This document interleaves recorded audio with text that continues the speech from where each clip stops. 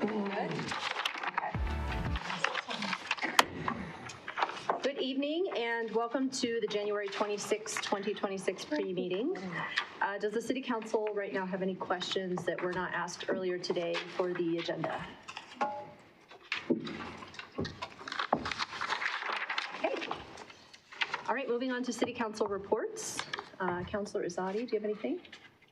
Just want to thank staff for the meeting this morning. I know there were some technical difficulties. The legislative update was, what I heard was great, and I'm sure next time it'll be a little more. I think several of us were trying to get on, but I love the flexibility. I think Amy's great, and she gets it, so she'll be pretty responsive to us. So thank you to everyone involved with that. Councilor Hawk? All right. Councilor Brajas? Sorry, and I'm just still learning protocol. Is this where we're just giving updates? Yes. Okay, yeah. So a few of these I'll share on the dais as well, but just a few things that happened because it's been a while since we met. Went to the Chamber Government Affairs Committee meeting, and that was at Big Fork, so thanks, special thanks to Big Fork for hosting us there.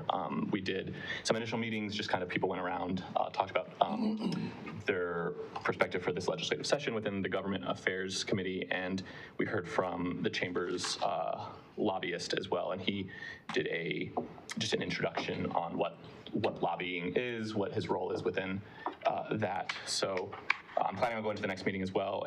Anyone obviously is welcome to join as well. But so if there's anything in the meantime that council has that they want me to take to that meeting, or residents, feel free to reach out on that as well. I went to the yin yoga offered by Lift 24. The Chamber of Commerce offered that. It was really great. It was at downtown Westminster. Help me in the base of the right next to Familier restaurant. There's like a kind of event space, and so it was a free class, so anyone who's interested is welcome to join. And there were about 15 community members that joined for that, which was really great. And the class itself was really awesome. On a personal note, just got to do a lot of releasing, which was really cool. And so thanks for everyone who showed up to that. It was really nice to see. I also went to the BARC construction kickoff event this week. It was really nice. I heard a lot of kind of relief. There was some healthy skepticism on whether or not this would actually get off the ground, which City Manager Andrews mentioned, and kind of shared some of that skepticism, but I think it was good to see some real concrete movement there. And I got a chance to speak to the owners of the Barkentine and of BARC as well, and they shared with me their desire to make it a real community space. I think in South Westminster we have a lot of great places already that people come and are able to kind of exist and be in for long periods of time, and this is the owners mentioned that they are looking to dip into that tradition as well, have a space, and I know City Manager Andrews mentioned that as an aspect as well, so that was a relief to hear. Went to the Adams County Regional meeting as well. A few of us around went. There's still a lot of conversations to be had, and I'd lean on anyone else who wants to update around that as well. They did offer, the county hosted this last one, Adams County hosted it, but there is no plan for them to necessarily host another regional meeting in the meantime, that any other municipality within that organization is welcome to host a regional meeting. So if that's something that we want to discuss, Personally, I think it's worthwhile. Looking at costs and stuff, we can take a look, but I do think it's worthwhile, especially if we're going to continue to advocate amidst budget cuts. So I would recommend us thinking as a council on the benefits and city to kind of hosting that. And then finally, today, sorry, taking a long time. Today I went to visit the warming shelter there at the MAC, just to kind of, as things were shutting down, apologize to staff. It was just kind of me just showing up. So the staff there at the MAC was very gracious, kind of accepting me saying hello. And while I was there, I got to meet a representative from Bayard. Yeah. And while I was grateful to meet the rep and, kind of just make a connection. The representative mentioned how grateful he was. This is the best staff that he's worked with in his time doing this, and so I was very proud to be able to take a nice compliment on behalf of the city because of city staff showing up at the MAC in ways that, in all the different ways that we asked them for. So grateful to the parks team for all of that, or whichever department I should be naming in that. Yeah. Thank you so much. Yeah. All right, Councilor Ireland. I attended the legislative update today. I figured out that my computer would not work from home, but I could use my iPad, just so you know. Anyone else is having trouble, the iPad works. Home computer, no. So there you go.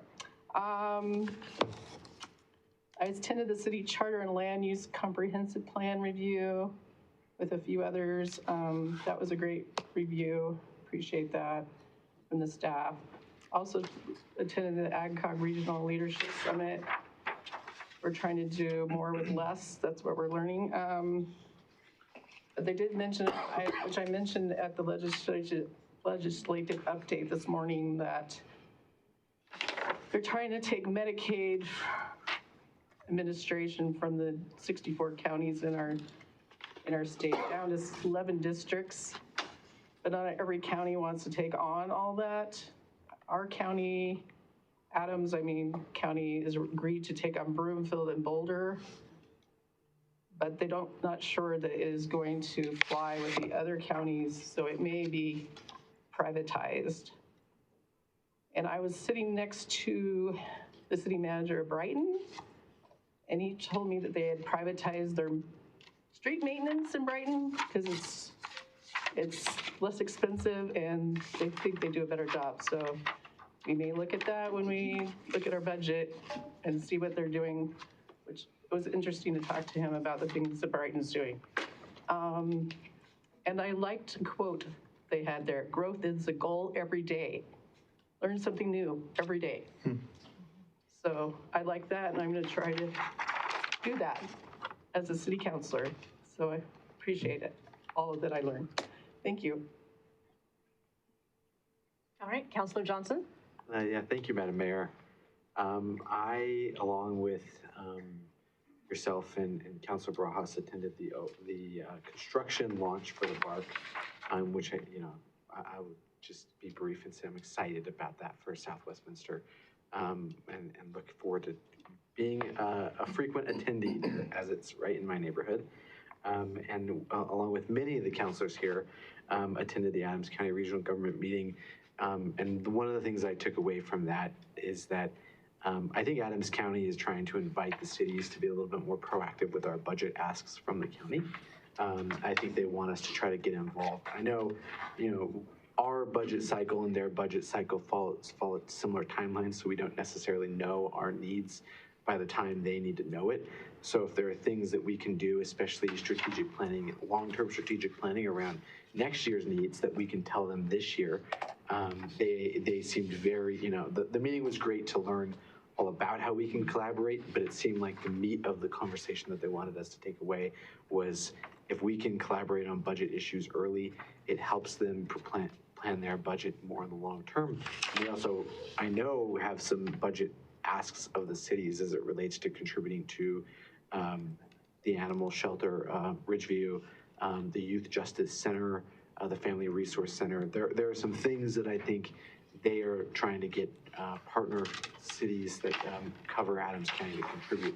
So I imagine they will also be coming to us. So for something for staff and council to be aware of when they actually formally start to make those asks of the city. And then the last thing I want to highlight, because it's really important to me, is I want to commend our chief of police for starting the Blue Envelope program, because I think that's a really good program, and I hope people take advantage of it and can spread the word about it, because I think it will greatly increase public safety and help our law enforcement officers when they interact with individuals who have certain types of needs and disabilities. And so I wanted to highlight it here because I think it's a great program. Thank you. Mayor Pro Tem?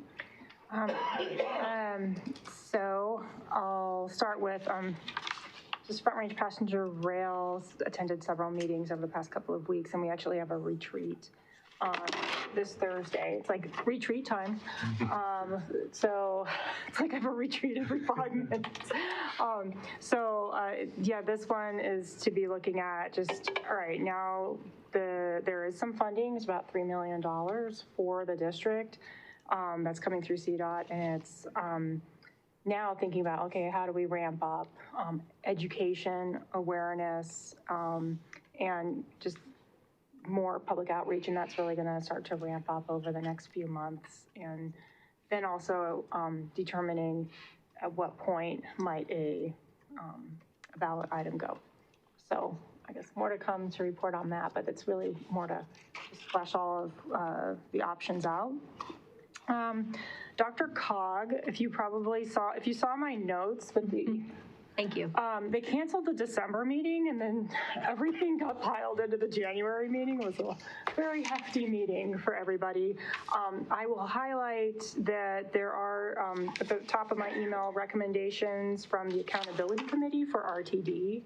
And you can see that this Accountability Committee is really emphasizing the cities having more voice in what's happening. And they also made a pretty big ask, I think, to reduce the size of the board.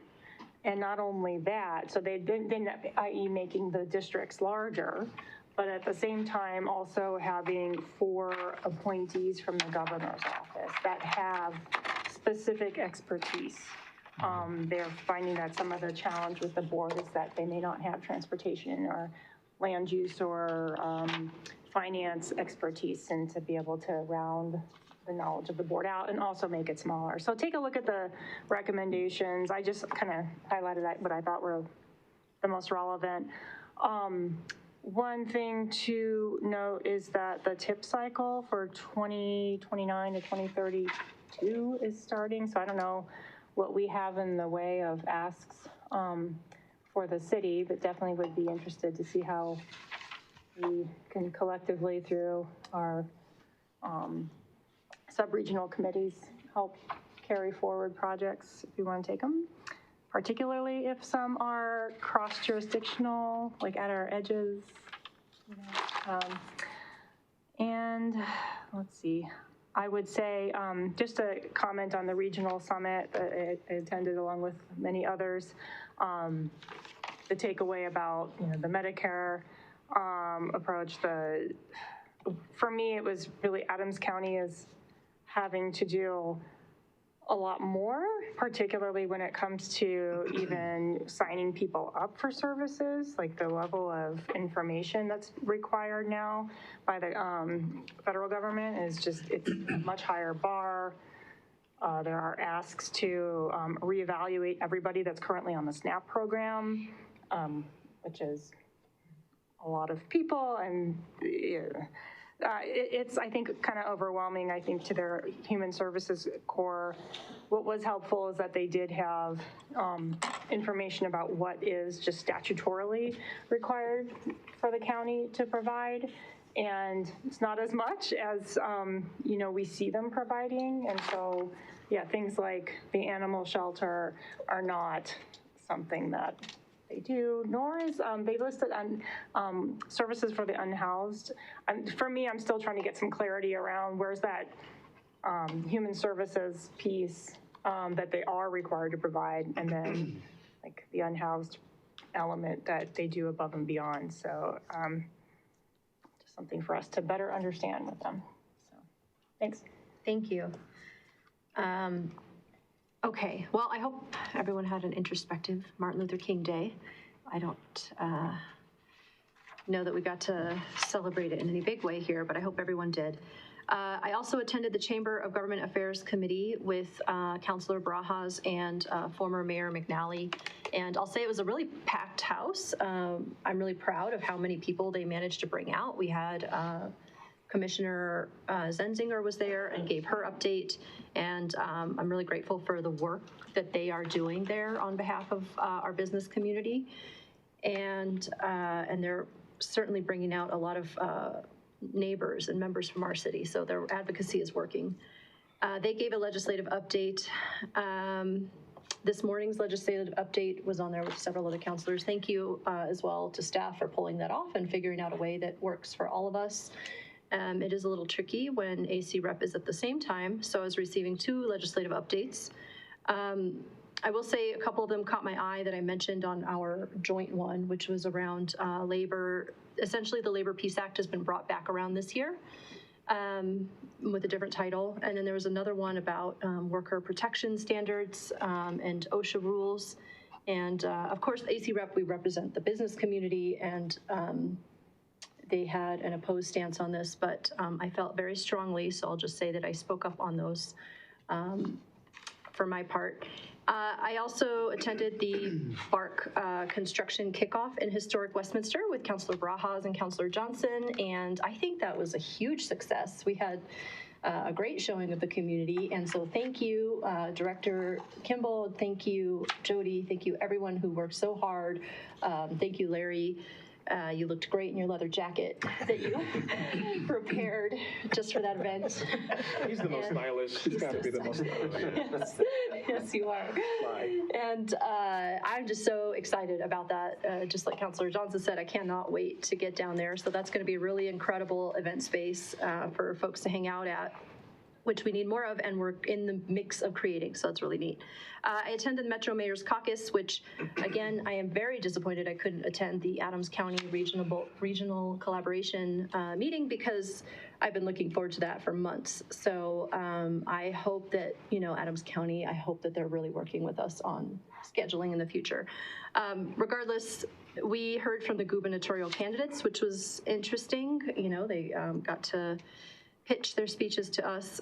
They also changed the structure of their committees. They used to have committees that were watching transit and housing and all of these different items, and so they've condensed it, and now they've got 2, one executive committee and one that's watching all things legislative. We all agree that that works. I was also going to call out the TIP funding. We received our updates from Dr. Cog and from RTD. RTD didn't have a whole lot of new news. We understand their gaps there, I think. And then, of course, Dr. Cog, next 4 years, we have TIP funding applications. So, I know that we didn't conduct a transit study recently, but I really hope we can come up with a couple projects to throw their way.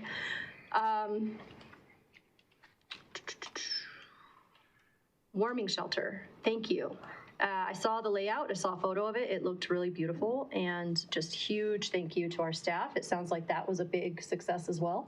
And so I'm really grateful for our ability to be flexible in that work. We've just sort of moved it a little bit each year depending on the need, and we've now created something that seems to be working, and I'm really grateful. I know it's a big lift. And then I had a meeting with Growing Home recently, a few days ago. They are essentially responsible for a lot of the preventative work that is done to keep people in their homes so that we don't have an increased homeless population. And they are in a crisis. They are no longer receiving funds from the Adams County side. And as we all know, it's less expensive to address an issue like that now and keep people in their homes than it will be to address an unhoused population crisis over the coming year if their organization doesn't receive any help. And so I just think that that's something we should continue to monitor. And I have another note, but I don't understand it anymore. So that's my updates. City Manager. I have a question. Yes. What items did you specifically speak up on, and what meeting was that? AC Rep. So that's the Adams County business community. And so those are the 2 bills I mentioned around labor and around worker protections, so for OSHA. And so right now, the AC Rep's position is not in support of those bills. And so I'm just hoping that when we bring those, that's why I mentioned it on our legislative update, so that it's on Amy's radar, so she can bring that back around. And obviously we can all decide if we have our own position on that, and we'll make that known on the Adams County side. I don't know that it would sway all the cities in the county, but obviously we have our own attorney and lobbyist, so we can make our voices heard that way if we feel differently. Okay, thank you. Yeah. Quick question. Yes. Would Growing Home be part of that February 2nd unhoused study session? On February 2nd study session, we are bringing in our two county partners. So Adams County will come in, Jefferson County will come in to speak to council, and then staff will speak to all of the city resources. So not nonprofits or third parties, but it will be a full night because the two county representatives will be here speaking to their programs and services as well as staff. So I asked because it seems like it would be missing a big piece, right, of the community that supports the unhoused. It's not just the governmental, but it's also the nonprofits that do, like Mayor just said. Is there, knowing that there's a crisis amongst the nonprofits, can they be part of that in some way? Can they speak to us there? Map. Is that describing the environment? Yeah, maybe. Counselor, Mayor Pro Tem Council, Eric Otzelberger, Parks Rec and Libraries Director. So we will be highlighting our relationships with nonprofits. One of the things, the marquee efforts we're working on is with the Adams County Funding Collaborative, looking at different ways to partner to raise revenues, with some of the restrictions on SNAP that facilitated some reductions on. So we'll highlight that, but it's, as the city manager said, it's going to be a lot of information in a very full evening. It just seems like that's a pretty critical piece of the puzzle to ignore. And once again, we won't be ignoring it, we'll be highlighting, and it's a start of kind of a framework to, we want to get your direction and sense of priorities going forward. This is a step on a much longer journey that we're really going to dig into, including with those key nonprofit partners. Okay. With only 8 minutes left, do we have time for our verbal update on the housing data request? We could try, Mayor. So I'll ask Director Lindsay Kimball. We can always go post-meeting if we can't finish. Thank you, Mayor Pro Tem and Councilors. Lindsay Kimball, Director of Community Services.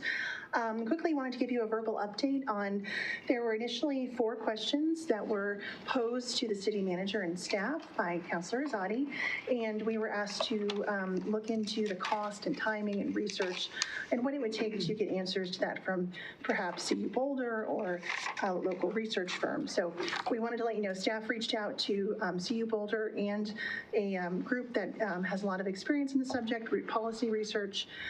Our findings were that CU Boulder believes they could provide the answers to all of the original 4 questions, and then we also had added on Councilor Johnson's question regarding vacancy rates by ownership type, and then Councilor Barajas' question regarding a shared public dashboard. They absolutely can get all of the answers and the data analyzed in time before your strategic planning study session on Saturday, the 28th of February. So that was good news, and very, very pleased with the price as well. They approximately $5,000. And they're also going to provide us with a proposal for ongoing, because I know we needed that ongoing. And as I said, they can provide the data analysis for the 4 questions, but they did say it will take time for the vacancy rates by property type and property ownership to dig into that. So that would be one thing that's not prepared. Root Policy Research told us they would need at least 4 months to complete the initial round of questions, and they did not have a total estimate of cost. They also, they offered to provide a summary of statewide resources and data that's relative to the entire state regarding the questions, but not specifically answering the questions, and that would be about $2,000. So quickly, I would say staff's recommendation is to go forward with CU Boulder. They're ready to engage tomorrow on this. I can get them started tonight, probably. And then that will be ready with plenty of time for your strategic planning retreat. You'll have time to analyze it. We asked for it to be done by the 15th, so mid-February. So we just wanted to share that with you. We said we'd bring that back, and happy to answer questions, take feedback, but again, staff's recommendation is to move forward with CU Boulder. Thank you. Thank you. That's great news. Okay. I'm really impressed with how quickly you turned that around. Any questions on that? No, I think that's perfect. Okay. So the 15th is that a study session? No, I'm sorry, sir, that was just my internal deadline to CU Boulder, so that you'd have enough time to read and digest the study. Okay, so we'll get it by email, will be the output? Yes, sir. Okay, thank you. Councilor Barajas? I just wanted to clarify, Director. So my request on like terms of dashboard and stuff was not necessarily an ask. I mean, I'll let the experts really like kind of get into the weeds with it, but it was more just like a request for city to be able to continue to communicate that. So if that needs to be part of the proposal, I'm not sure what part of the proposal that was or what kind of ask they'll be taking from that, just to clarify, and council can feel free to kind of re-clarify. My thought was just the data that we're going to digest, if it's going to be possible for the city to share that in a way that makes sense, whether it's on an active dashboard or just in our kind of get to know the city page, something like that. I'm open for discussion on it. So it's not, so if it's part of their proposal, like they'll create a dashboard, I don't necessarily want that. I don't know, but I'm open to feedback if anyone has anything. That just wanted to clarify that on my end. Thank you, Councilor. That's very helpful. And our initial thoughts were to tackle that dashboard aspect internally. Okay. See if there were partners here. But I just wanted to just be transparent that we wouldn't have a dashboard ready before the session. I wouldn't want that to bog that down. Yeah. Thank you. Mayor Pro Tem? Just to clarify, when we're talking about vacancy rates, is it by tenure, like rental versus ownership, or are we talking about by a certain type of housing? Yeah, great. I'm sorry. Go ahead. So the question that we had written was vacancy rates by ownership type. So institutional, basically, I believe, and we can also extend this. So we have them providing us with a part 2 scope where they'll charge us by the hour. Because I'm pretty sure more questions will arise. So we wanted to keep that engagement open with them, but the initial question that we posed to them was vacancy rates by ownership type. What is that? So institutional owners, and I believe that was the focus of the exercise was to. Like LLCs? Correct. Okay, yeah. Thank you. Versus a resident just owning their home. Anyone else? Okay, thank you so much, Director. Sure. It sounds like we're going to have to leave the second verbal update until post-meeting, and we'll see everyone at the dais.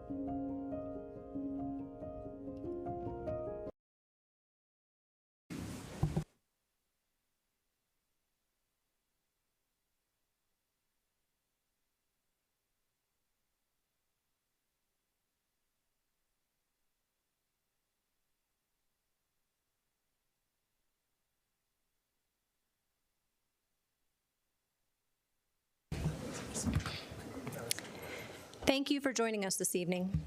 Please remember that our meetings are governed by the rules of decorum posted inside chamber doors. We ask all attendees to maintain a respectful environment. No disruptions, threats, or audible expressions of support or opposition are permitted. Signs and placards are prohibited, and all attendees must remain seated in designated areas. If you wish to speak during public comment, please sign up in the lobby. Sign up closes at 7:15. Roll call, please. Councilor Barajas. Present. Mayor Carmelia. Present. Councilor Zadi. Here. Councilor Hott. Present. Councilor Ireland. Here. Councilor Johnson. Here. And Mayor Pro Tem Nurmela. Here. Thank you. Do I have a motion to approve the minutes? Mayor Pro Tem? Do I have it on here? I move to approve the minutes from January 12th, 2026, as presented. Thank you. Councilor Hott? Second. Thank you. All in favor? Aye. Aye. Any opposed? Okay. All right, we're going to move on now to presentations, which is the fun part of the night. So thank you all for being here before we get to real serious business.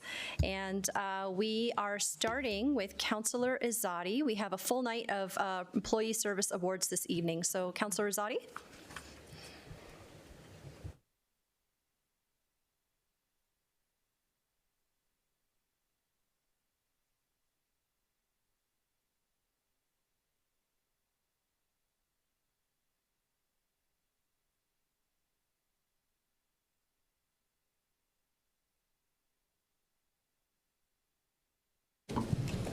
Hello.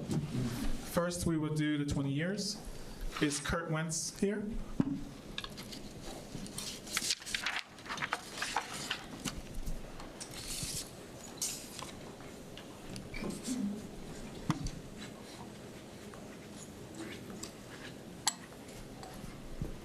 Hello, Kurt. You want to introduce yourself?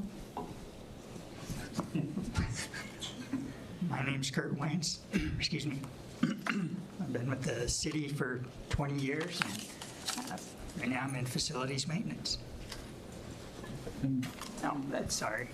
This is my wife, Lori. We've been married almost 26 years. Never forget the wife, Kurt. That was close. Thanks for reminding. Okay, Kurt Wentz was first hired in 2005 as a seasonal in the city's greenhouse. In 2006, he was hired as a parks worker and helped maintain the Westminster Promenade. After 5 years, Kurt accepted 2 part-time positions in the building operations and maintenance division, now known as facilities management. The first position was a maintenance worker where he helped maintain the city's many facilities. He learned many new skills and enjoyed learning from his coworkers and took advantage of their knowledge. The other position was as a secretary where he primarily processed invoices. In this position, he quickly learned that there was much more involved than just writing a check. Here, he gained a great appreciation for the work completed by the administrative assistants at the city. Kurt is currently the city's access control and hardware technician and enjoys interacting with staff from all departments. Kurt is also a member of the citywide safety committee. Kurt is a Colorado native and has been married to his wife, Lori, for 25 years. And he did not forget Lori. Together, they enjoy camping and taking trips into the mountains. They also enjoy taking their dog, Frankie, on long walks. Congratulations, Kurt.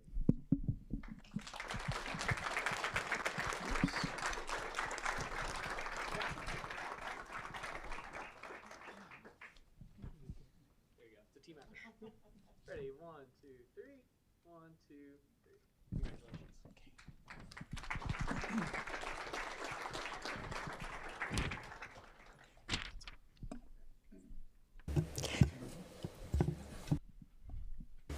Mayor Pro Tem?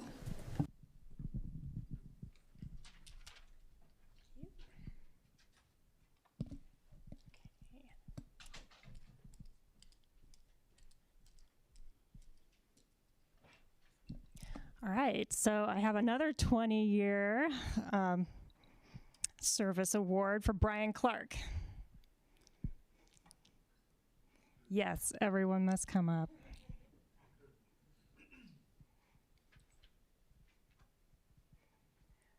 All right, Brian, do you want to introduce your family? I would love to. Hi, I'm Brian. This is my wife, Janet, my daughter, Casey, and my other daughter, Lily.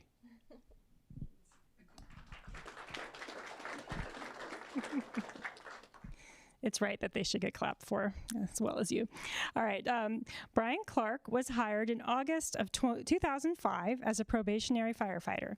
Over his time with Westminster, he has served as firefighter, fire engineer, and is currently a fire lieutenant. Brian has a passion for training and unusual events, which has led to teaching auto extrication at the North Area Fire Academy since its inception. And he always enjoys working with the Fire Department Citizens Academy, especially on extrication night. Lieutenant Clark has been a member of FEMA's Colorado Task Force 1 Urban Search and Rescue for 17 years, where he has served as a logistics specialist, technical search specialist, search team manager, and is now one of the task force leaders that responds to disasters all over the United States. That's impressive. That deserves that, yeah. He is also a longtime member of the Westminster Fire Department Technical Rescue Team, where he now serves as the team coordinator. Lieutenant Clark is most proud of his family, his wonderful wife, Janet, who he met in a bus station in Kansas City during a blizzard, nice, is the love of his life, and they have been married for 26 years. Together, they have two amazing daughters, Lily Mae, who is very active in theater arts and creates the most amazing costumes, and Casey, who plays ice hockey and performs in her school's color guard. Brian's favorite part of the job is working with the outstanding people that serve Westminster citizens every day, regardless of the uniform that they wear. All right, this is, and I love that you bragged about your family.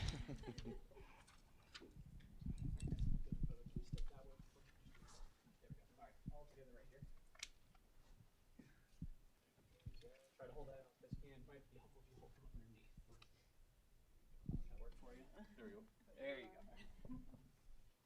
All right, everybody, ready? 1, 2, 3. 1, 2, 3. Congratulations, Brian.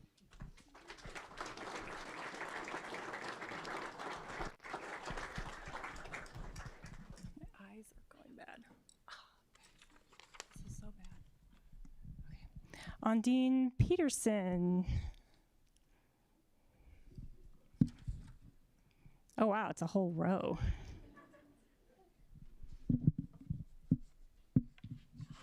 And a cute baby. I should bring the crew. That's great. Do you want to introduce your crew? Yep. I'm Ondine Peterson. I work at Westview Recreation Centre. I've been there for 20 years. This is my husband, Jared. We've been married for 35 years. Our daughter, Hannah, and her husband, Eli. Grandson, Thatcher. Granddaughter, Braylon. Our son, Joshua. His wife, Danny. And our newest addition, Leighton.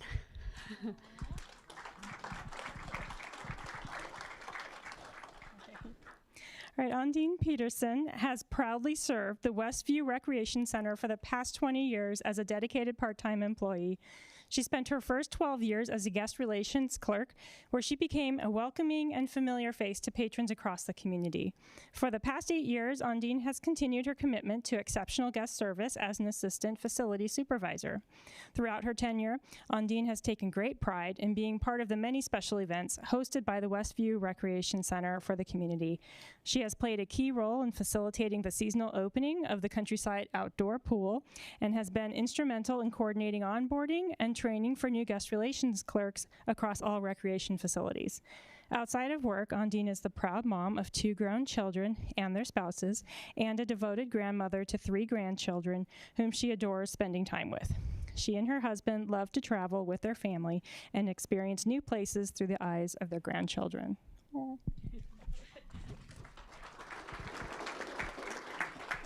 Here's your pen.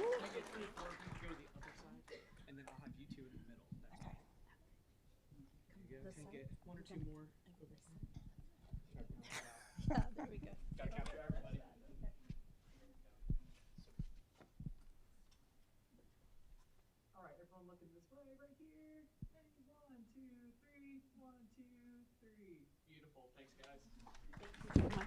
Thank you. Congratulations.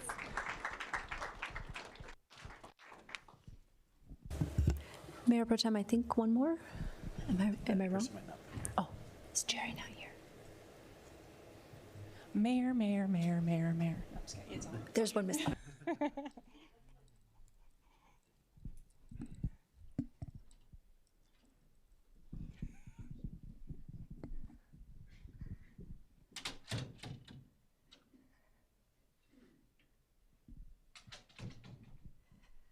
right. Let's see who we have next. Okay. Is that on? Excellent. Okay. Can I please get Melissa Silva up here, please? Come on up. Please bring all your family and friends along with you. Excellent. Good evening. Hello, it is so good to meet you. I'm going to let you hold this so then I can shake your hand. My hands are, thank you for being here. And I'll take this. All right, I am excited to introduce Melissa, who began her journey here with the city 24 years ago with a brief break and has now proudly served for the past 20 years straight for the Parks, Rec, and Libraries Department. She currently works as a full-time guest relations clerk too at the Swim and Fitness Center, where she plays a key role in daily operations and supports the aquatics division. Over the years, Melissa has worked at 5 of the 6 recreation centers, bringing her knowledge, consistency, and welcoming spirit to each of these facilities. I've probably seen you and not known because I'm usually busy with my nieces. So, Melissa is very proud to have been part of the recent $7 million renovation at the Swim and Fitness Center. She is also responsible for proofing each of the department's activity guides. Thank you. Melissa has trained new staff and supervisors and has shared her experiences to help others grow. Outside of her official duties, she contributes to the community garden, planting, watering, and harvesting fresh produce alongside fellow staff. Melissa is the proud mom of 3 adult children and a doting grandmother to her grandson who lives with her. She recently celebrated a major personal milestone. She got married and had a wonderful honeymoon in Italy. Congratulations. Thank you so much. Can I give you a... Oh, and I forgot to have you introduce yourselves. What am I thinking? It's good to have you. Thank you for coming. All right, guys, we're going to get a photo for you.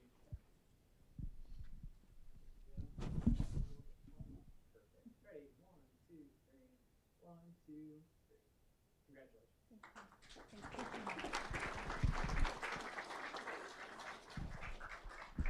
Okay, we have Jesse Smith. Where's Jesse? Come on up. Yes, bring your whole family. Hey, how you doing tonight?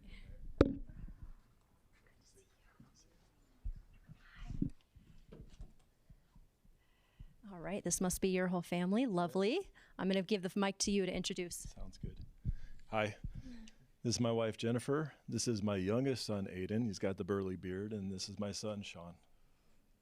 Amazing. Thank you so much for being with us. I'm going to hand this to you so that I can not drop things.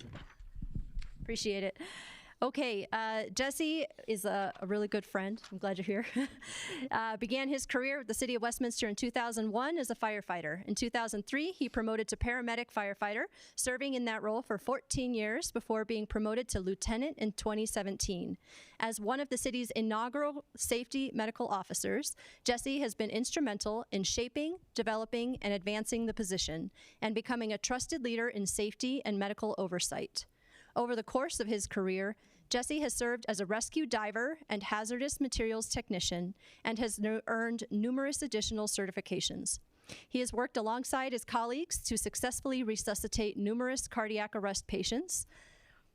Wow. Just pause. That alone deserves applause. Let's congratulate. He just saved a lot of lives right there. And has been recognized with 12 life-saving awards for his efforts. His dedication and career achievements were further recognized through a letter of commendation from City Manager. Jesse is grateful for the unwavering love and support of his family. He has been married to his wife, Jen, for 23 years. Their sons, Sean and Aiden, serve as lifeguards for the City of Westminster and are excelling academically at CU Boulder. In his free time, Jesse enjoys snowboarding and spending time outdoors to fly fish with his dog, Koa. Fantastic. Thank you so much. Thank you. Thank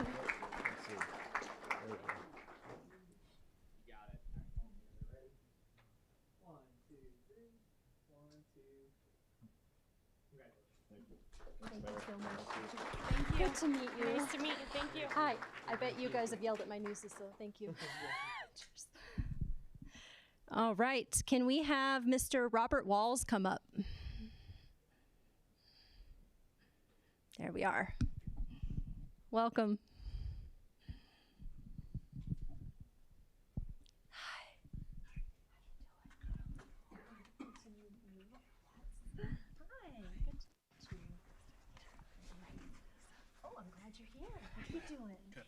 Okay, I'll hand the mic to you to introduce yourselves and your family. Okay, I have my wife, Lisa, of 33 years, my youngest son, Jarrett, my oldest son, Jake, and our daughter, Rachel, couldn't be here tonight because she is working. It is an honor to meet Jake's dad. And his mom. Okay, all right. Robert Walls started his career in 1992 in the Recreation Division as a seasonal worker, preparing the athletic fields. During this time, he was also a scorekeeper and field supervisor. In 1995, Rob was hired on as a 32-hour cashier in the finance department. In 1997, Rob moved to the parks team as a full-time parks worker, working with the athletic field crew. In 2004, Rob was promoted to crew leader and then promoted to parks foreman in March 2015, the position he currently holds. Rob has helped with the new park designs, construction projects, and renovation of existing parks. Thank you. There's a lot of them.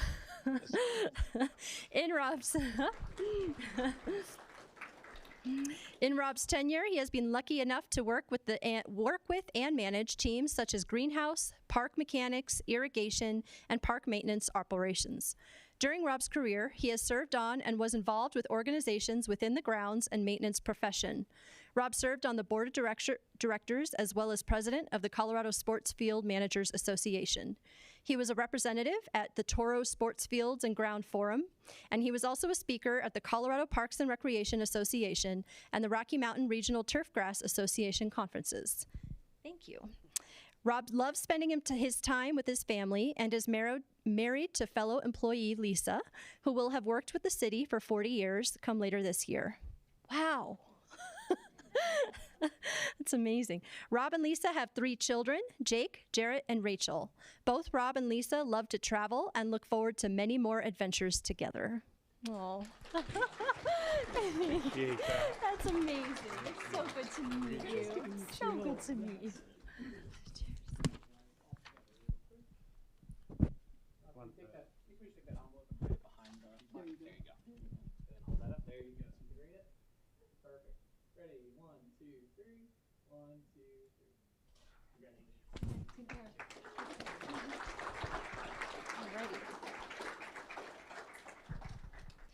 Okay, Mr. Mark Waters.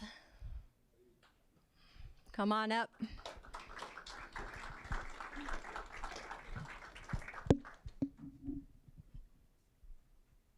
How you doing today? Good. Good to meet you. Amazing. I'll give you the mic. Feel free to introduce yourselves and your family. Okay. This is my wife, Hillary. A lot of you know her. She's worked here as well. My son, Paul, and my grandson, Gabriel, my daughter, Clarice, my daughter, Moira, and her husband, Trevor. Lovely. I'm glad you brought them along. Here, I'll have you hold this. Congratulations there. Mark Waters was hired on as a police officer in January 27th, 1986, and was promoted to senior police officer on January 27th, 1989. That's pretty quick. Good job. In 2014, Mark retired from his position as a police officer and took a civilian accident investigator position at the police department. In December 2024, Mark retired from his civilian accident investigator position and accepted a part-time position out of the investigation division as a court security officer. Mark's immediate family includes his wife Hillary and 3 children, Moira and husband Trevor, Clarice and husband Mark, and Paul. Mark enjoys time at the cabin with his family, as well as hunting and fishing. Mark and Hillary look forward to spending more time at their northern Colorado cabin with family and grandchildren. Aw, that's amazing. I was gonna say, it sounds like to me, you could have been retired and you're still staying with us, so thank you. When ready to go. Yeah, good.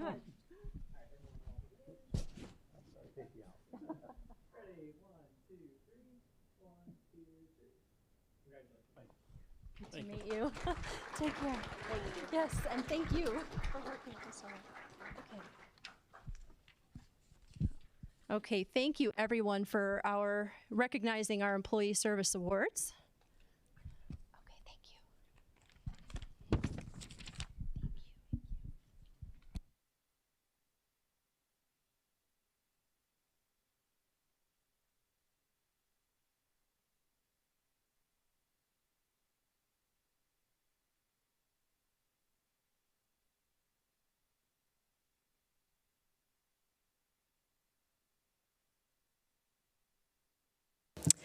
Okay, next we will move on to public comment. And for all those who are here for the Employee Service Rewards, this is your reminder that you can take off. You don't have to stay for the whole meeting.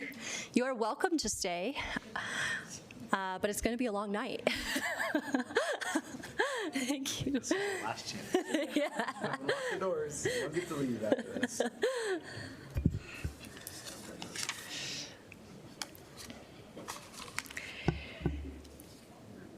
Thank you so much. Public comment is an opportunity for the public to address City Council on any issues or items pertaining to city business. During public comment, each speaker will have up to 3 minutes for their comments. Staff will follow up with questions and outstanding issues. Tonight's agenda includes the continued hearing on the comprehensive plan amendment for the former Zerger Elementary School site. Public testimony was received at Council's last meeting on January 12th, and there will be no additional public testimony taken tonight. City Clerk, would you please report the number of email and voicemail comments received and the number of individuals signed up to speak, and then call up the first speaker? We did not receive any emails. There's 1 voicemail that has been transcribed and attached to the packet, and we have 7 live in-person speakers. The first speaker is Jade Cameron.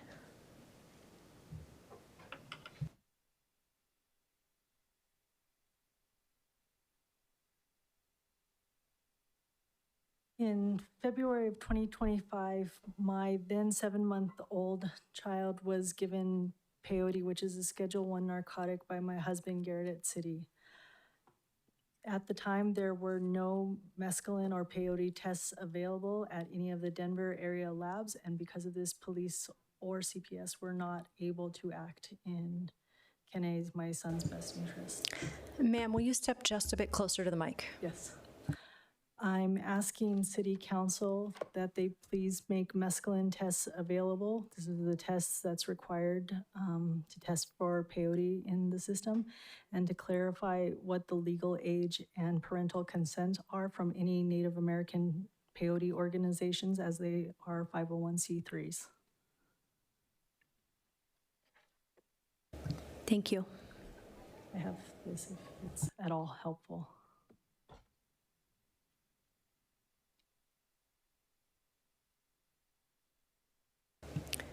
Next speaker.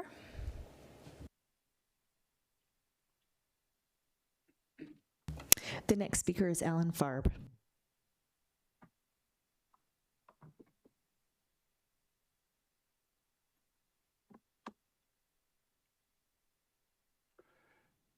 From this past Thursday through this morning, the City of Westminster performed exceptionally with regard to our unhoused residents dealing with extreme temperatures that literally could affect people's lives and limbs. The city opened the MAC recreation facility even before the 0-degree threshold it had stubbornly held on to before last Thursday night. While I know every current member of this council genuinely wants to assist our unhoused women, men, and children, who number in the hundreds, I want the city and my fellow residents to know how specific members of this council have personally been involved. Councilor Azadi, on a cold snowpacked Christmas day in a field along the railroad tracks, Councilor Azadi, as part of his Obi Clause gift giving, provided a homeless couple with literally a room at the inn. He paid for the young homeless couple to spend a warm, dry night in a clean bed and with a shower. He also paid for their meals. Councilor Johnson, for more than 2 hours, he recently joined me and another outreach volunteer, first at a large camp the city had tacitly okayed for a while until just last week, cited at least 12 people for trespassing there and for which they are to go to court in February. There, Councilor Johnson met close to 20 people, including a young woman who looks more like a 15-year-old and her mother. The councilor remarked about the young woman's vulnerability. Councilor Johnson, a disability rights attorney, also met a disabled 38-year-old woman living on a ledge under a street overpass above a steep incline above railroad tracks. The woman teared up when I brought her several adult diapers and new underwear, and when she realized a city councilor cared enough to personally meet with her where she lived. Councilor Hott, they joined me at Irving Street Library to meet some of the many people who frequent the area. Councilor Hott demonstrated incredible sympathy toward real people. And because Councilor Hott also asked staff to develop a dollar cost comparison when it comes to opening the warming center above zero, I think that might have proved influential in this past week's opening up the warming center above zero. Councilor Ireland, she recently visited a successful program in Salt Lake City where vetted homeless residents are given the opportunity to actively work toward changing their lives. Because of Councilor Ireland's interest in this program, our own city might perhaps take the opportunity to visit the program and see ways to make it work here. And Mayor Carmelia, she has the most intimate understanding of homelessness, foster care, and adoption from her own life. Mayor Carmelia survived and has now thrived despite the incredibly difficult obstacles placed before her in her early life. I know this council comprises an exceptional group of caring, thoughtful people who are actively seeking to find solutions that can change the trajectory of punishing the homeless for being homeless and to bringing forward opportunities that actually lift people from their day after day survival mode toward a place of self-dignity and self-growth. Thank you. Thank you. The next speaker is Gary Bland. Hello, guys. I got some handouts. If you're gonna throw these away, I want them back. We'll recycle. Okay, make that deal now. Let me know when everybody gets a copy there. You guys are going more paper to read. I think tonight's presentation was, what, 500 and some odd pages? Yeah.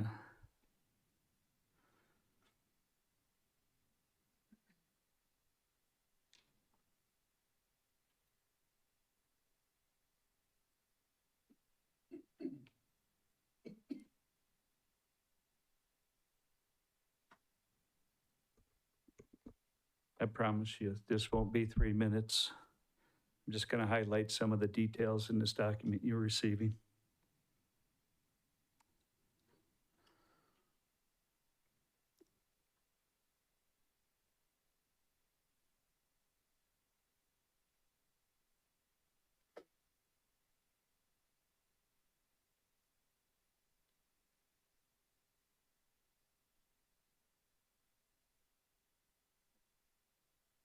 Okay, I'm going to go ahead and start. It's going to only take us, if you can't, just keep that document in front of you. I'm just going to point out some subject things in there. This is a safety data sheet, plutonium metal. Basically, the section 2 says a hazards identification. So I'm going to go through them real quick. OSHA hazards, toxic by inhalation. That's specifically it. Target organs, kidneys. I want you to pay attention to page 2, the pictogram. I give you the sign actually that we're going to probably look at today for Rocky Flats that has the verbiage, and we're going to be changing that, but I just brought it so you can look at it, how big that radiation sign is. So the precautionary statement says, do not breathe. So now we're going to just go into inhalation. It's in this document, so I'm going to read it because it's important, the value of what it says. Short-term exposure may cause irritation, may cause kidney damage, yellowing of the skin and eyes, lack of appetite, nausea, vomiting, diarrhea, dehydration, blood in the urine, weakness, drowsiness, incoordination, twitching, sterility, blood disorders, convulsions, and shock. Long-term exposure, in addition to the effects from short-term exposures, anemia, cataracts, lung damage, liver damage, and bone effects may occur. At increased risk for exposure, persons with chronic obstructive lung disease cannot clear the inhaled materials, resulting in the above average doses to the tissues of the lung and bronchi. Person with iron deficiency, anemia may take up the plutonium more readily than the general population. As biologically, plutonium acts as a similar fashion to iron. Page 9, that's all the health effects. It's a full page. Thank you for your time. Appreciate seeing every one of you guys. Enjoyed your meeting too the other day. Thank you, Claire. Thank you. The next speaker is Tom Lampo.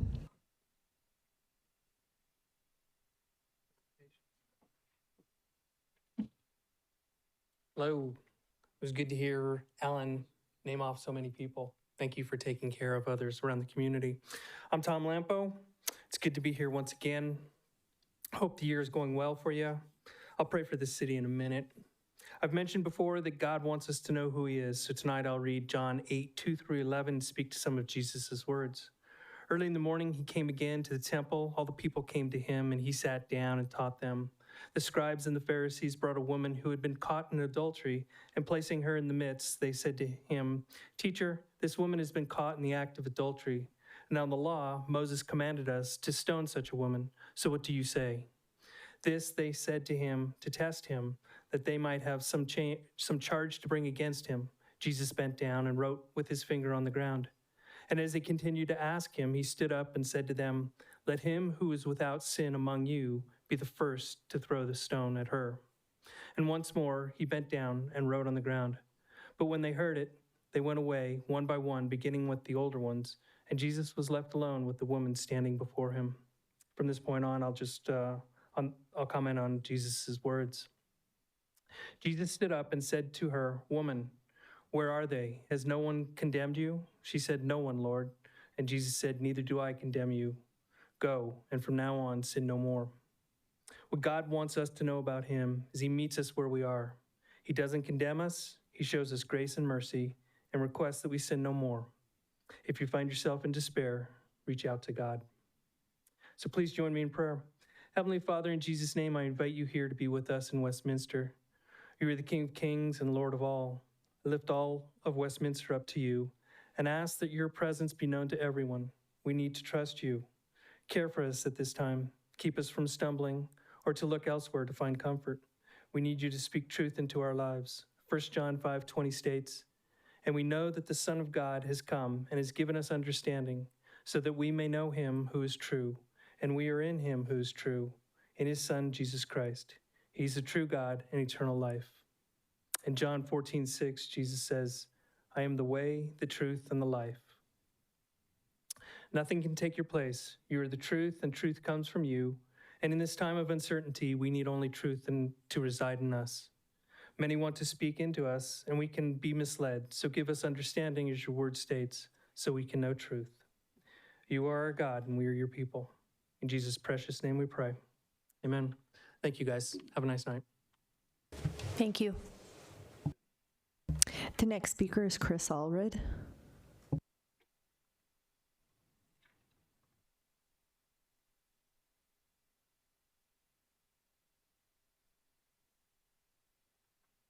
Welcome. Thank you. Good evening, Council. Hi, my name is Chris Allred, commenting for Rocky Mountain Peace and Justice Center. I just wanted to attend tonight to say thank you for your strong leadership. And you've done such a great job protecting public health and providing opportunities for education about hazards that remain in the environment from the Rocky Flats plant. And thank you for your support for strong warning signage at Rocky Flats, which I see is on the agenda here tonight. I think it's really an important meeting tonight that this is being considered, and I've heard from Commissioner Ashley Stoltzman with Boulder County that they have installed the signage that will be considered here tonight on the Boulder County side. And so again, I just want to thank you for your leadership and your courage to address this difficult issue. And I thought I'd also address a couple of concerns that have been raised in the community recently regarding developments in the area. And I just wanted to provide all the information that I'm aware of to help bring transparency to the issue, to make an informed decision. I sent an email earlier today which provided some documents about Dr. Carl Johnson's studies back when he was executive director of Jefferson County Public Health. And that included some maps of the Cray-Hardy map from 1970, which is a very commonly referred to map that shows contamination at Rocky Flats. This is just a small picture of it that I can pass around. That was included in the email. But the relevance of this is that this map became the boundary of the class area of the Cook v. Rockwell lawsuit, which took 30 years to litigate. And finally, in 2016, the jury found that, well, a settlement was reached. $375 million was awarded to property owners in that class area. And the jury found that plutonium will remain in that class area indefinitely. So I just wanted to provide a little more of this historical context to help to continue in the council's deliberations. And we continue to be a resource for the council and the community to provide information about the history of Rocky Flats. And again, I just want to thank you for your leadership and your courage. We will continue to stand with you and support your courage. And this community has the unique opportunity to be seeking reconciliation from a very difficult situation of an environmental hazard from a nuclear bomb plant. And I think that the decisions you make here will continue to inspire other communities and empower them. So thank you. Thank you.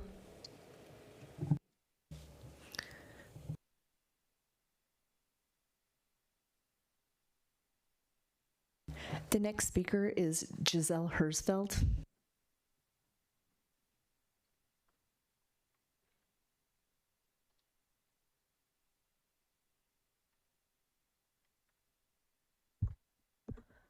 Good evening, Westminster City Council members. Thank you for the opportunity to speak today. My name is Giselle Hersfeld, and I am here today on behalf of the Rocky Mountain Peace and Justice Center, and also on behalf of the young people who grew up along the Colorado Front Range in the shadows of a nuclear weapons plant that we were never informed existed. I want to thank the staff and council for your willingness to inform the community of the risks of recreating on the Rocky Mountain Greenway Trail through informative signage. Last spring, several of us commented at the Westminster City Council asking for informative signage that includes the internationally recognized radioactive symbol and language containing specific information about the presence of and risks posed by plutonium and other toxic substances that were used in the production of nuclear weapons at Rocky Flats. I am so grateful to see that a signage update will be on the agenda tonight. I trust that it will include warnings and information that sufficiently informs the public of the risks of recreating at Rocky Flats. It is so refreshing to see a government that actually responds to their community's input, especially in this day and age when so many government actions and decisions feel so bleak and disconnected from the people. The sad reality is that the ground surrounding Rocky Flats is still contaminated with plutonium and other toxic and radioactive material, and many people continue to recreate there without knowing what contaminants they may be exposing themselves to. Presumably, many of these people are families with children whose bodies are more susceptible to the impacts of radioactive material. Establishing signage at the site helps to educate the public, so at very least people can make an informed decision before going to recreate on plutonium-contaminated land. Public education is crucial in maintaining generational memory of the environmental crimes that occurred at the site. To put this issue into perspective, we have another 240,000 years, 240,000, in which the plutonium out there will stay radioactive. Which means we have 240,000 years that we need to prevent further development from reaching the heart of the site. One lifetime is so much smaller than that, and one elected term is even smaller. We won't be here forever to carry on the generational memory of the danger present at the site, but we must do all we can in the time that we have. Thank you for your leadership. Thank you. The next speaker is Jim Fenimore.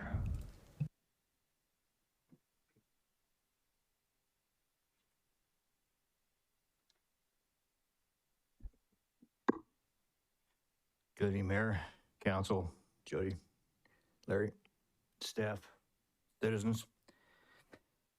I have great concerns about the comprehensive plan, how it's looked at in this day and time. Past city officials spent hours, months, days, years planning the layout of the city of Westminster on what would be safe for the city, the population, and also recreation, also the supporting needs as far as stores and businesses. To take and change what they have spent all their time on planning, such as the Zerger School, that was a long time ago. That was done clear back in the late 60s. Sir, one moment, point of order. City Attorney, are we allowed to take further comments at this time? Thank you, Mayor. Since public testimony closed at the last hearing, the public comments here won't be taken into consideration for the decision that council has tonight. That said, I would recommend that Mr. Fenimore have his 2 minutes, 3 seconds remaining to conclude his comments. Thank you for the clarification. Thank you, sir. Now, wait a minute. I want clarification. What now? David, you're saying I can't speak right now? Sir, he said you can speak, yes. So you can have the right speak, to a yes. public comment of 3 minutes total, sir, but it won't go to the decision tonight. It won't be evidence that's taken into consideration for the decision on the hearing item, but you're free to speak. Yes, thank you. All right, so then at any rate, I hate to think of people's times being wasted as far as the planning of this great community.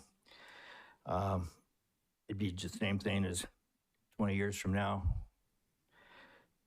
They take your comprehensive plan and throw it in the trash and come up with their own ideas of what they want. There's not that much land yet to be developed here, so that's one thing.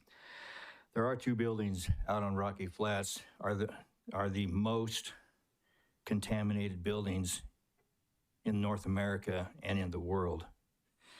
They're buried 6 feet under. They never removed them. They're still there. They're six stories down, and they just covered them up. They got plutonium in them right now. I think it's inconsiderate for developers to be greedy and want to take and jeopardize people's health just because of greed and money. Plutonium doesn't go away in 5,000 years. It's not going to be diluted. It's still going to be the same form, the same molecules. I grew up in Westminster, Arvada, and we literally were here when the fires were out at Rocky Flats, and we had wind blowing dirt into our yards. Literally, it was 2 feet tall. I'd take wheelbarrows and shovel that out and put it in my dad's truck to where we could haul it off. And all that, molecules of that plutonium was in that dirt.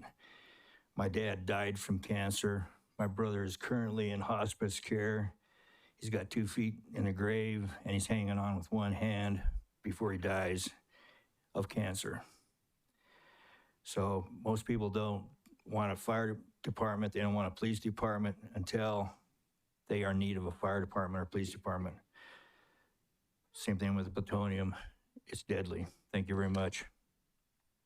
Thank you. That was our final speaker. Thank you.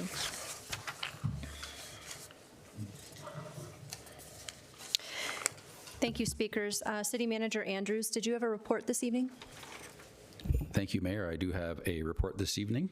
If I could have the next slide, please. First, I would like to recognize and thank on behalf of City Council and the city for all those who spoke tonight, and staff will follow up if you've asked for follow-up or need follow-up. They're tracking that and we'll get back with you. Speaker spoke tonight regarding our opening of our MAC as a cold weather shelter this past weekend, and I do wish to report that from Thursday at 5 p.m. until 10 a.m. today, that we assisted 85 residents of this community in having a warm and safe place to shelter during this cold event. I do want to note, Speaker spoke to the 0-degree threshold. Our staff proactively monitor both the thermometer temperature as well as the wind chill projection. And when the wind chill projection is of concern, we will go ahead and open that shelter even though the thermometer says it's not that. So we did do that this time, and we were able to help 85 residents in that way. I also want to provide an update that in addition to the 85 residents at the MAC, this number has now been updated. We've also provided 90 residents in addition with hotel vouchers, so that's a total of 175 people that we were able to help through this cold event. Next slide, please. Also, by way of update, this is a public service announcement for our community who uses Sheridan Boulevard. From February 1st through the 8th, there will be nighttime closures only that will occur from 7 p.m. to 6 a.m., and that is for water line work along Sheridan. And you can see by the illustration that's from 96th through north to 104th Avenue. Local access will be maintained for all those communities, Waverly Acres and Highland Meadows, Highland Greens, as well as Sunrise of Westminster. And we have more detailed information on our website on access for those members of our community. All other traffic will be detoured via 98th Avenue, Westminster Boulevard, and West 104th. So again, those are nighttime closures, not daytime, and there is local traffic rerouting for those people who live there. Next slide, please. Also, by way of city update, I'm not sure that everyone knows this, but the Sundance Film Festival is relocating to Boulder, Colorado next year. As Sundance concludes its final event this week in Park City, Utah, the city and the Chamber of Commerce are working to sign our hotels as official Sundance partners. Westminster is working with the Sundance Film Festival directly to maximize economic benefit for our hotels, restaurants, and shops. So a lot more to come on that. The Sundance Festival, for those of you who are not tracking it, has a huge impact on the local and regional economy. And I just want to let folks know that Westminster is going to be partnering with that film festival in our community as well. Next slide, please.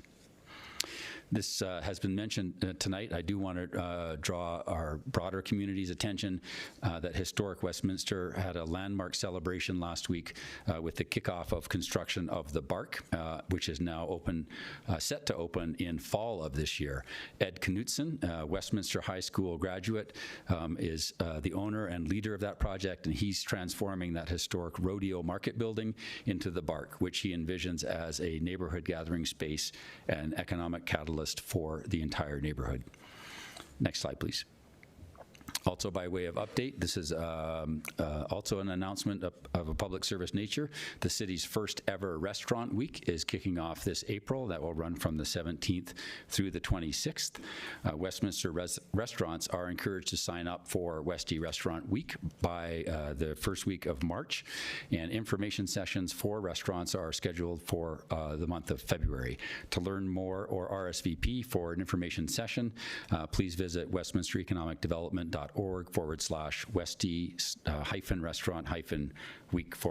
That you can get that directly off our website as well. And so we'll have a lot more exciting details to come as to what that means, but do stick around for the week of April 17th because we'll have some really cool activities at our local restaurants. Next slide, please.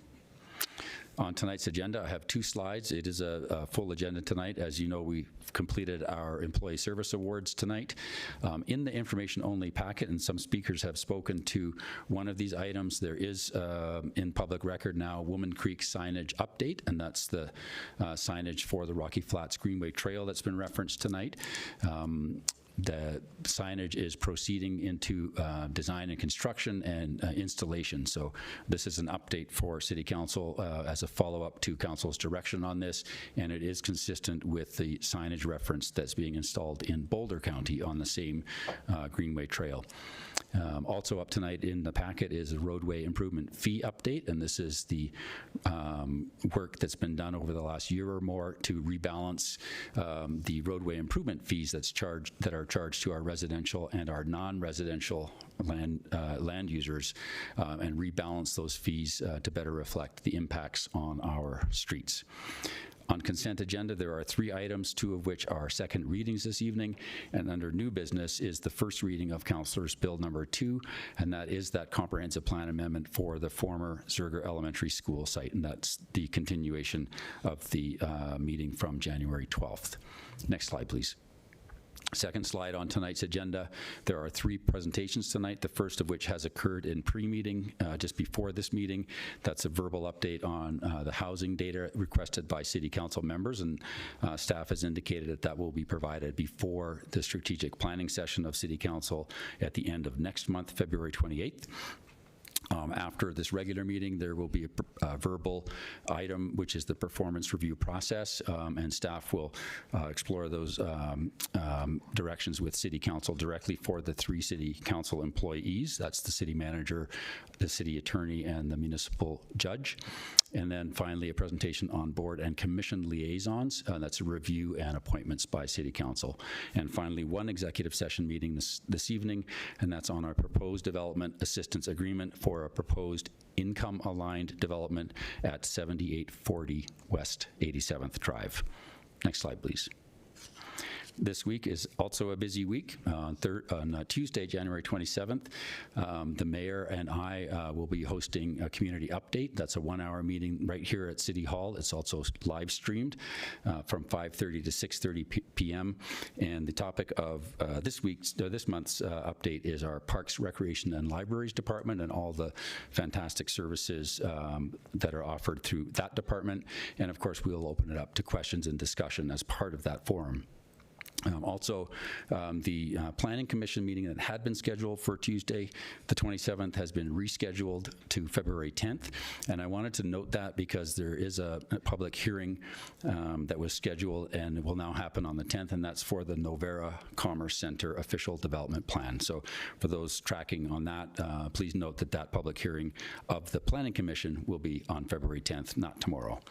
On Wednesday this week, the 28th, there is a meeting of the Environmental Advisory Board, and that's from 6:30 to 8 p.m. That's a hybrid meeting. And then also on Wednesday, a Historic Landmark Board meeting. That's also a hybrid meeting starting at 7 p.m. Finally, on Saturday, January 31st, so this Saturday, our fantastic team at the fire station number 2 is hosting a car seat clinic. This is free to residents. So station 2 is at the one at 9150 Lowell Boulevard, and that's where you can come in and learn how to professionally install and properly install your children's car seats. Please call ahead if you plan to come to make an appointment, because it does sometimes get quite busy. So that is 303-658-4500, and you can get your meeting time confirmed and just go ahead and show up. Next slide, please. At our next meeting of council is next Monday, February 2nd. That is a study session meeting. We'll have one information-only item, and that is a response to a question for information from Councillor Hott. And that's criteria for extreme cold weather sheltering. So we'll provide a data analysis of changes in the temperature increment to activate that cold weather shelter at the MAC, and that will be done in 5-degree increments. That will also be accompanied by focus that evening on our unhoused community. Preceded by one concept plan review for the Uplands PA A8 Village Amenity Center. Then we'll get into the unhoused presentations. We've invited in both Adams and Jefferson counties. They'll be presenting on their regional efforts on homelessness, And our city staff will round that out with what the city efforts are around homelessness, including movement toward temporary, transitional, and permanent housing. And so all those options will be presented. This is the first of 3 study sessions in advance of your strategic planning session on the 28th of February. So we're working on these big topic areas for you, and open to questions and direction as we move through those evenings. Executive session, there are 2 that night. The first is regarding a proposed intergovernmental agreement with the Adams 12 School District.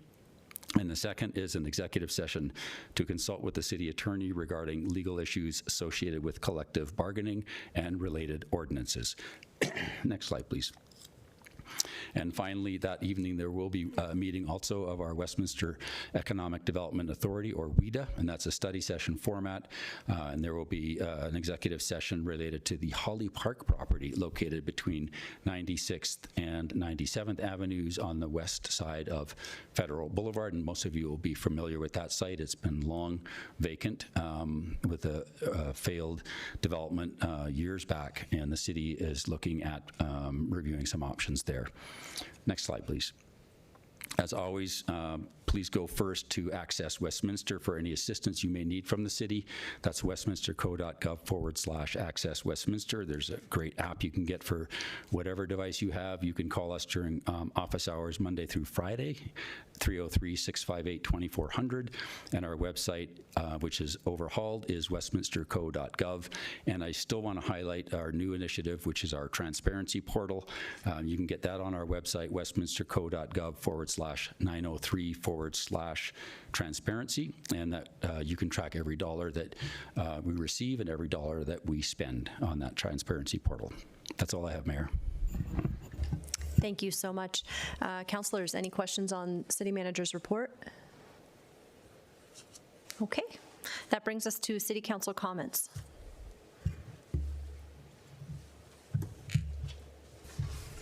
Councilor Johnson?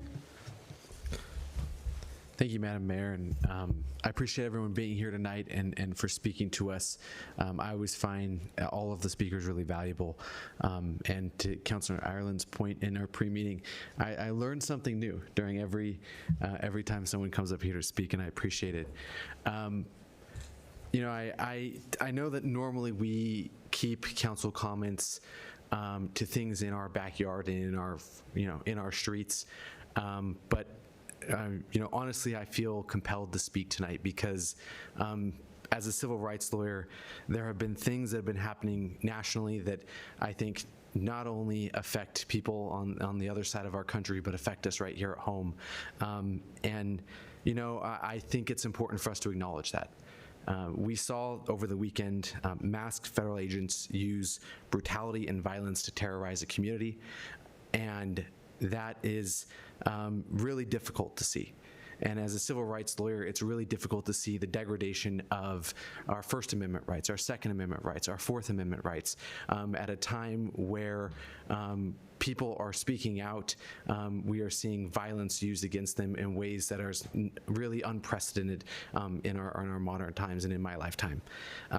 And I want to acknowledge that, you know, I have received a lot of outreach from people in the community to their leaders expressing fear and anxiety. And I share that fear and anxiety. And at the same time, both in my professional role and in my role here on council, I'm going to continue to advocate that we find ways to protect our community here. Because what is happening on the other side of this country is not going to stay there.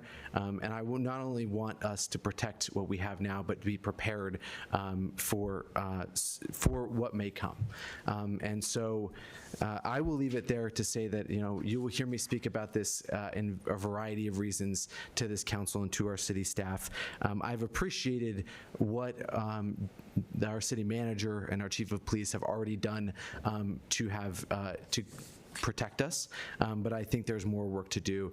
And I also think there's more work to do beyond what we do as a government, but as a community, and how we come together, how we organize, and how we protect each other. So thank you for the opportunity to speak tonight, Mayor. Thank you. Councilor Ireland? I just want to thank everyone that came out to speak. I appreciate your awareness of the health and safety of our community, and that's what was mostly spoke about tonight. And I appreciate you coming. And Jade, is that your name? I appreciate Jade coming and sharing the issues she's having, and I didn't know about this until she sent her email today, so I appreciate that, and hopefully follow up with her what if anything can be done. And thank you for this. I thank staff for getting this done, and this means a lot to me and a lot of people that aren't aware of what is out there. I've been here for 40 years, so I'm aware, but the young people are not. So I appreciate this. And thank you very much. Councilor Barajas. Thank you, Madam Mayor, and thank you for the speakers and for the double public comment from the voicemail as well. So we appreciate you all sharing with us. I try my best to do as much community connections as I can, but you all being present is super helpful for every single one of us. So thank you. I want to name a few things that I named in the pre-meeting just out loud for those who might be who didn't hear the pre-meeting. Mainly the BARC construction kickoff event that happened this past week. Thank you to our community services, everyone in the community services department, and our city managers team who made that happen. As a resident of South Westminster, I'm really grateful for the city's continued outreach and attention to the growing and changing needs of South Westminster. So thank you, city manager, and for that leadership, and also for all city staff who was there. I just want to echo some statements that I heard from the owner of the BARC, or the future owner of the BARC, how there is an intention for that space to continue the legacy of kind of the sit down and gather aspect that is really vibrant in South Westminster. So for any residents who are listening, just know that this is just another space for us to be able to engage in that beautiful work of community. And so I'm grateful that that's part of the dynamic there. Also just wanted to do another thanks. I went by the MAC today as they transitioned from the cold shelter back to normal normal status, and I got a chance to meet with the contractor that we use for the warming shelter, or one of the employees of the contractor, and he mentioned that Westminster, working with the team at the MAC, was like the smoothest and easiest process for him. And so, if anyone of you uses the MAC, make sure to, give a nice smile to the staff there for kind of doing double duty and the big lift, as the mayor mentioned. If that's within your capacity, because I think they certainly deserve it there. And just to echo Councillor Johnson's statement on just the general state of unease, to your point, Councillor, about this being a local community matter. I went to the candlelight vigil for Alex Peretti in Arvada. His parents are residents of Arvada, and I don't know if they were in attendance that night to the candlelight vigil, but there were plenty of people who were there who shared the exact same sentiments that Councillor Johnson mentioned. And I would just continue to echo to everyone on city staff who looks to us for leadership. Just know that we have a responsibility to make sure that our community stays safe. And it's abundantly clear that there's a lot of people in our community and across the nation who feel very unsafe right now. And I just want to be honest and say, I feel incredibly unsafe. But at the vigil, there were a few speakers who were talking about the challenge and movement towards bravery. And even tonight, there was moments where I was debating on if I should even say anything. But in honoring the bravery that has been modeled before me, I just want to name for our community that we're here, we're listening, and we're struggling in the same way. And as an added plea to our community members, please continue doing the essential work that would serve us well in this moment and also in all moments after, of connecting as your community, organizing in your community, and getting to know each other, because that's how we stay safe, not only in this moment, but in every day hereafter. So do the work of knowing, and this is work that I take on a heavy responsibility as your city councilor, of getting to know each other, getting to know each other's needs, and responding to those needs, even in the midst of disagreement. Because Westminster and our neighboring cities, we're vibrant places that are incredible that is an incredible place to live. And we are that way because of each and every one of you in this audience, listening at home and listening in the future. So just please take on, again, that challenge of bravery in the midst of all the brutality, and just know that the work is in getting to know each other and being vulnerable and letting others get to know you. Thank you. Thank you. Councilor Rosati.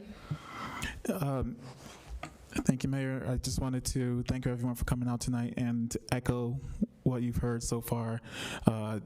I talk a lot about this on my social media content, but I should say it here too, that if you are afraid, if you're seeing what's happening, you're watching TV or reading the newspaper, you're seeing the evil and the darkness, and you're seeing all of that. If you're afraid and you live in this city, don't be.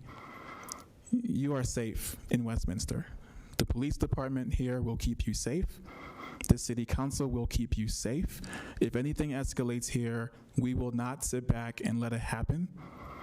I know many of us have the courage, and we will do something about it very directly and very swiftly. I want everyone to know you are safe and you will be safe, and there's no way we will sit back and let anything happen to you. Thank you. Thank you. Councilor Hott. Yes, thank you for everyone who's here tonight. I just want to thank Councilor Johnson, Councilor Barajas, and Councilor Azadi, and I support everything that you said. I don't want to repeat what you just said, but I agree wholeheartedly with everything that was said. And of course, being on City Council, I will do my part to also help keep our community safe. Thank you. Mayor Pro Tem Namella.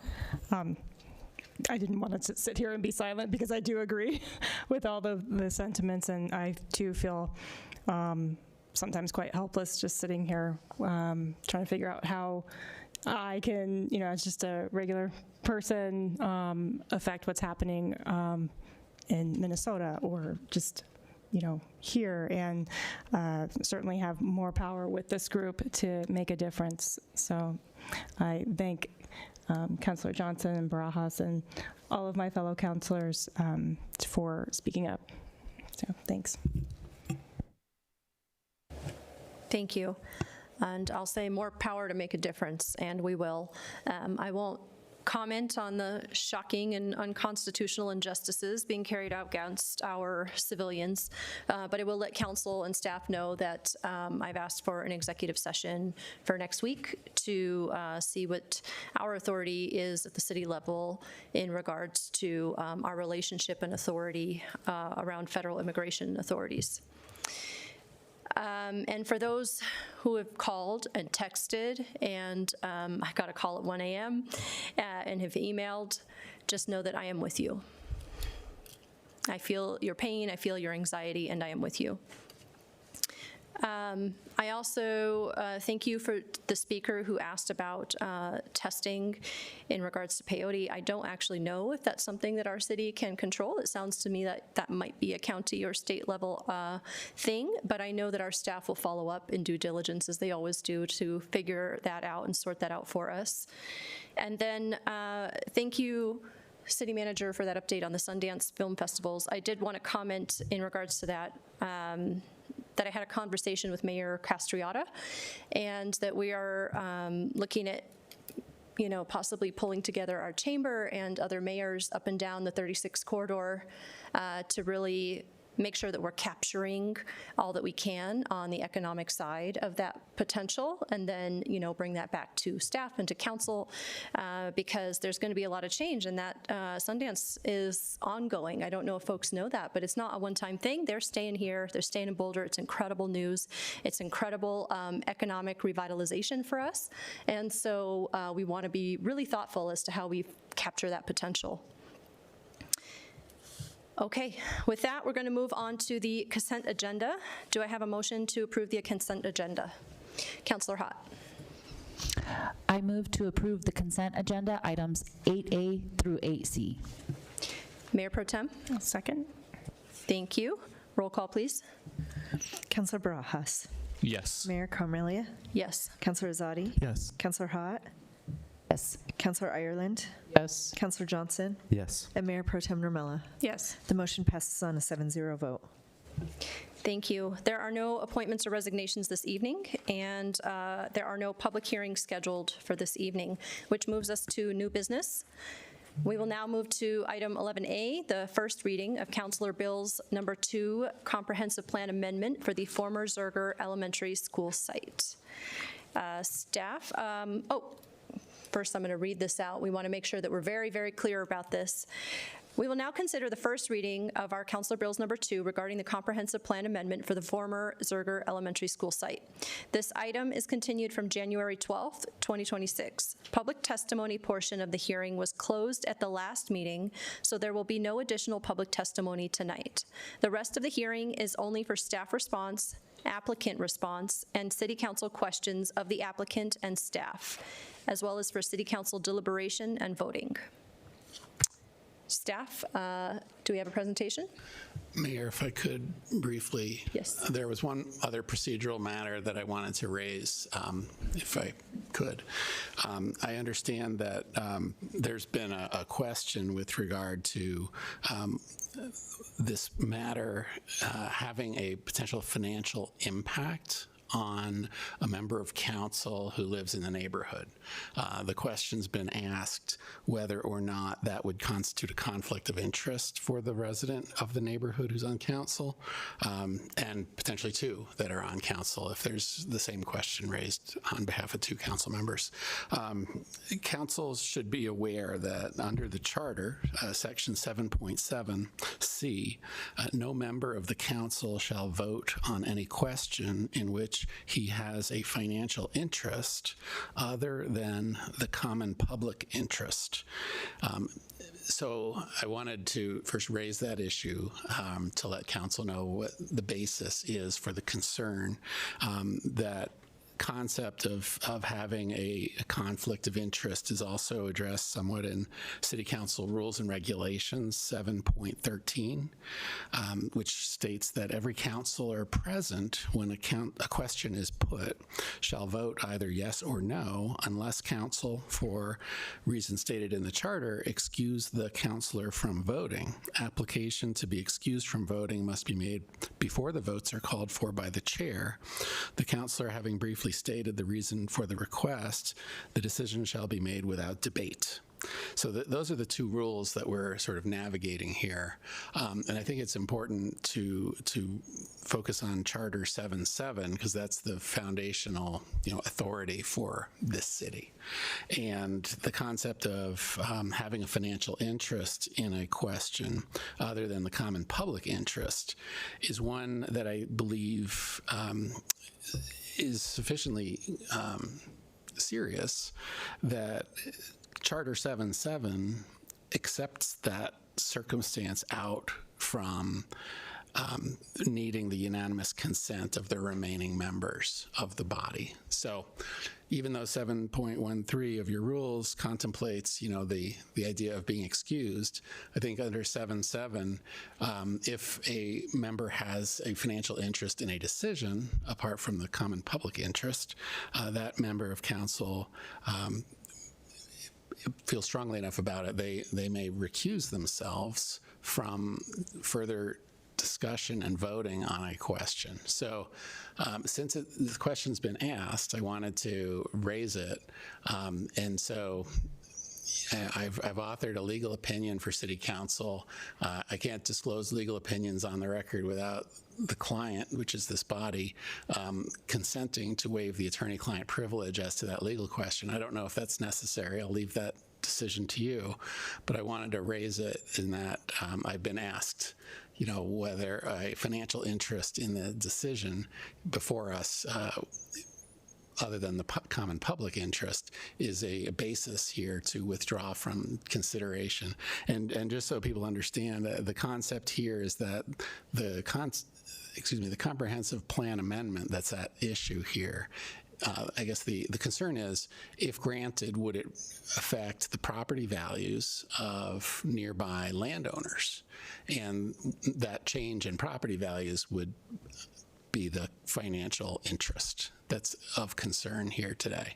So I think, the members who have these concerns about having a potential financial interest in this decision, I'd recommend, you probably want to disclose those concerns on the record and then state as to whether you feel like you can continue to consider the item, or if you feel you need to recuse yourselves, plural, potentially, from further discussion.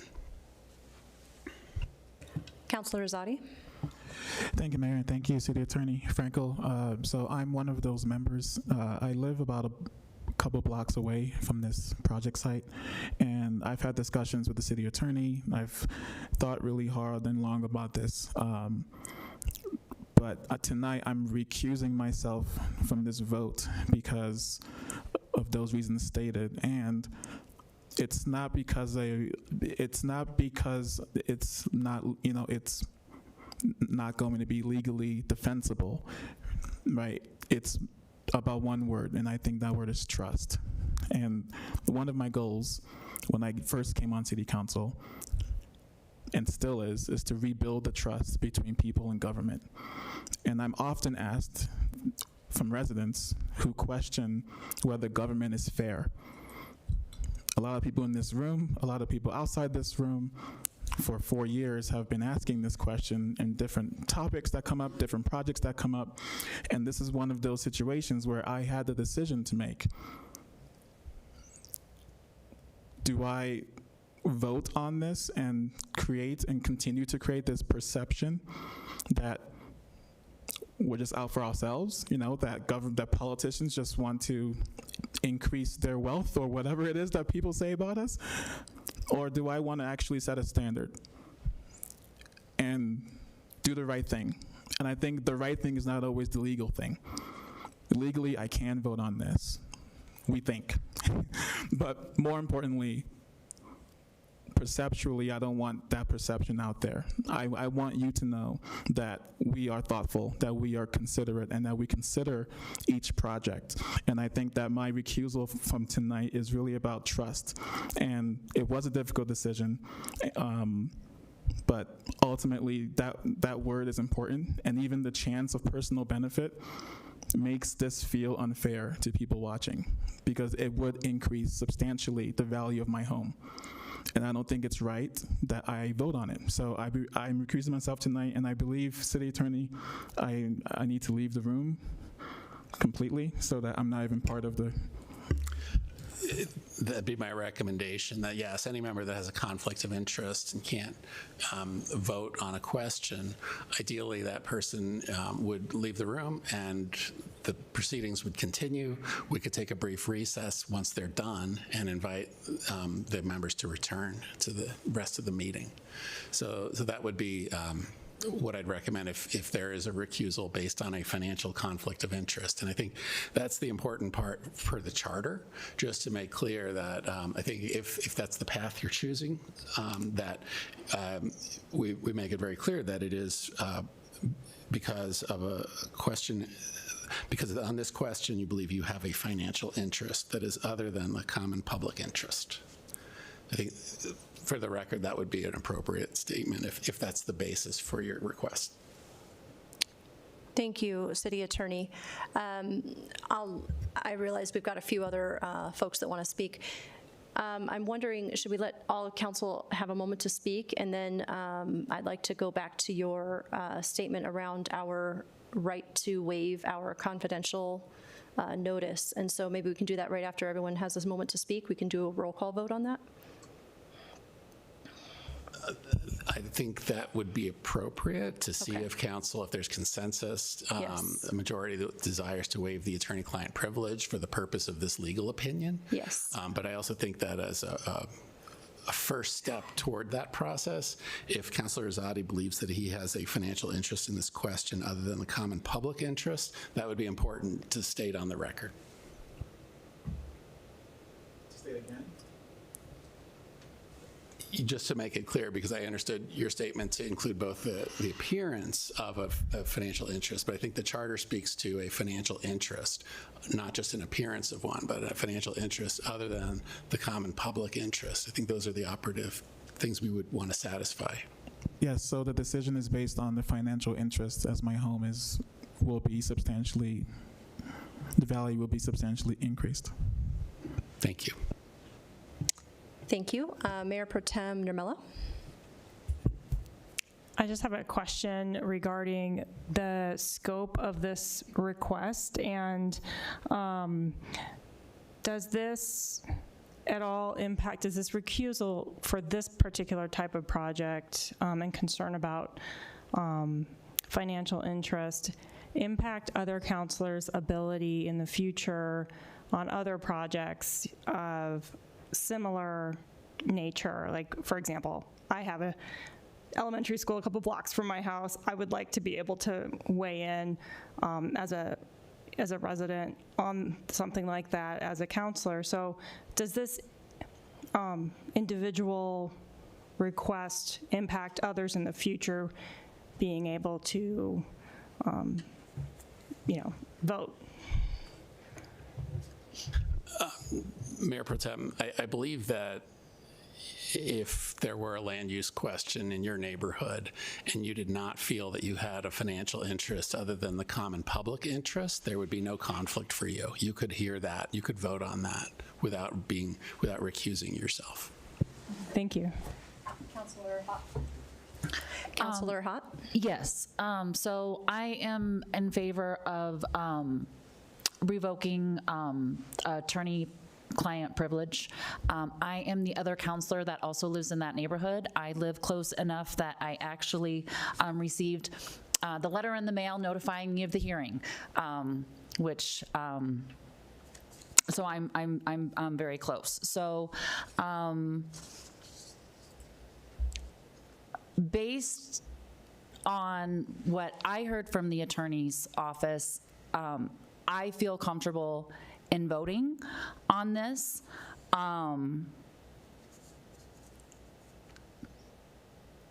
But I question if maybe I shouldn't. So I definitely would like the public to know the advice that we did receive as counselors. Thank you. Councilor Barajas? Thank you, Madam Mayor. And thank you, Councilor Hott, for the bid for transparency. I think that's what Councilor Zadi was speaking towards and what you're speaking towards. I just want to echo kind of my sentiment towards that transparency. I also wanted to ask a procedural question. I know you mentioned taking a break after the vote to come back to it. I also wonder if we should take a little bit of requesting a break. I also don't know the protocol in requesting a break. Once we finish maybe this procedural note and matter, I could use a 2-minute break or something. In the future, you just raise your hand to me. Jack will. Okay, thank you.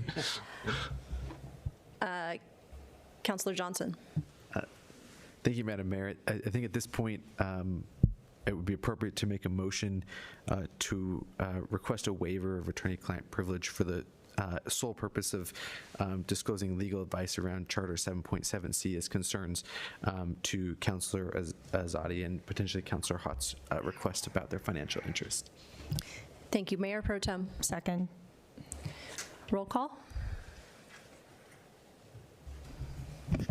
Mayor Carmelia? Yes. Councilor Azadi? Yes. Councilor Hott? Yes. Councilor Ireland? I'm trying to decide what I'm voting on here. I don't know what I'm voting on, so. It is, I should probably let the attorney speak. I apologize. If I can help, sure. Councilor Ireland, I authored a legal opinion for City Council last week on this subject, and I'm happy to share it with all in attendance, but I need for council to vote to waive the privilege in order for me to share that opinion. Okay, now I understand. Thank you. I agree. Thank you. Yes. Councillor Johnson. Yes. Mayor Pro Tem Ramella. Yes. And Councillor Barajas. Yes. The motion passes on a 7-0 vote. Thank you. Okay, so for the benefit of those in attendance, in addition to City Council, to further this discussion, I believe in this setting, the legal question here as to what constitutes a financial interest other than the common public interest.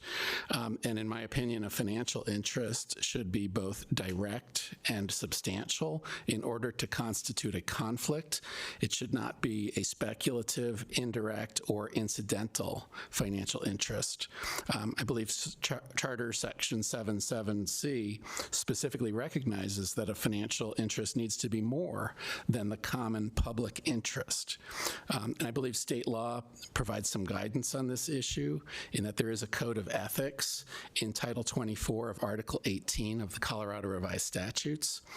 And in that section, 2418-1024, a financial interest is defined as one that is a substantial interest held by an individual, which is an ownership interest in a business, a creditor interest in an insolvent business, an employment or a prospective employment for which negotiations have begun, an ownership interest in real or personal property, or loan or other debtor interest. Also, Colorado Revised Statute 2418-1092 addresses this in that a local government official or local government employee is forbidden and shall not perform an official act directly and substantially affecting to its economic benefit a business or other undertaking in which he either has a substantial financial interest or is engaged as counsel, consultant, representative, or agent.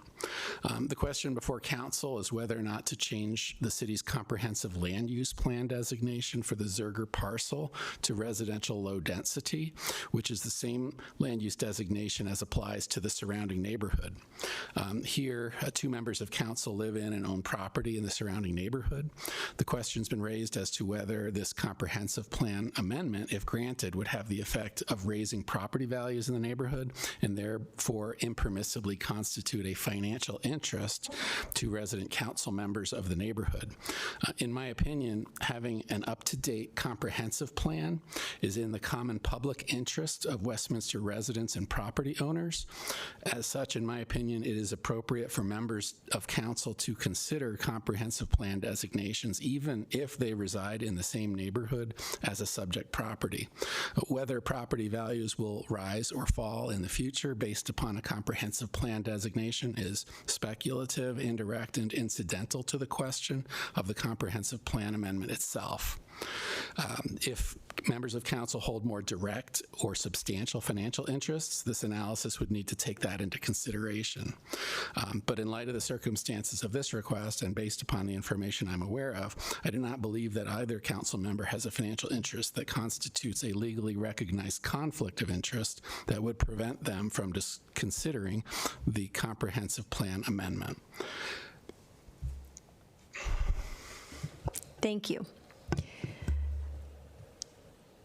I'm actually wondering myself where we go from here. So, well, if I could, I think, Councilor Hott had a question, which was, I think, whether they are able to continue if that is their desire. And I think the answer from my position is yes, you can hear this item if you believe you do not have a financial interest other than the common public interest. So yes, I think you can consider this item and you don't not have to recuse yourself. Also, I think Councilor Azadi, if Councilor Azadi believes that he has a financial interest other than the common public interest in this case, and he wants to recuse himself, I think he should be allowed to recuse himself. Councilor Azadi. And I will add again what I said before. This is not because of legal defensibility. I'm not recusing myself because it's not legally defensible. I'm recusing myself because it's the right thing to do. Thank you. From there, it sounds, Councilor Hott. Yes, based on what the attorney said and that property values are speculative and how this may affect property values, I am going to choose to go ahead and vote on this tonight. Thank you, Councilor. I'm trying to debate if I've got a question here, which I do, but it's not solid. So my question real quick is, everyone has their position clear for tonight's vote. Similar to Mayor Pro Tem's question earlier, it seems to me that if I were to say that projects happening near me, such as the new downtown development, right? I live right across the street from that, would change, property valuations. It seems like it would be hard to vote on many projects we do, right? And so I guess I'm wondering and you've made your note, just so that I'm very clear for the future, what is substantial value? I think you said it was. Just for one more time, what is substantial value? Because it seems that our job is to vote on issues concerning matters within the city and vote on projects, developments, retail, housing, et cetera. That's what we do. And so these are all somewhat impact us as well as the public. And so what is substantial investment? Mayor, in my opinion, I think that a substantial interest that would disqualify a member of council from voting on a project would include ownership of the subject property that's proposed for development, or an ownership interest in the company that's developing the project. In those circumstances, I would recommend that a council member recuse themselves, as they have a direct and substantial financial interest in a project. So the land on which the project is being built, or the company that's building it, potentially the seller of the land. If you are, as a member of council, selling land for this project that's at issue, I'd say you have a financial interest in it that would disqualify you from hearing it. But I don't think that residing in the neighborhood would force a disqualification or a conflict for you. Thank you. That's helpful. Okay, from there, we would move on to our staff, but I think that folks up here need a 5-minute break, so we are going to grant that. Let's meet back at 8:40.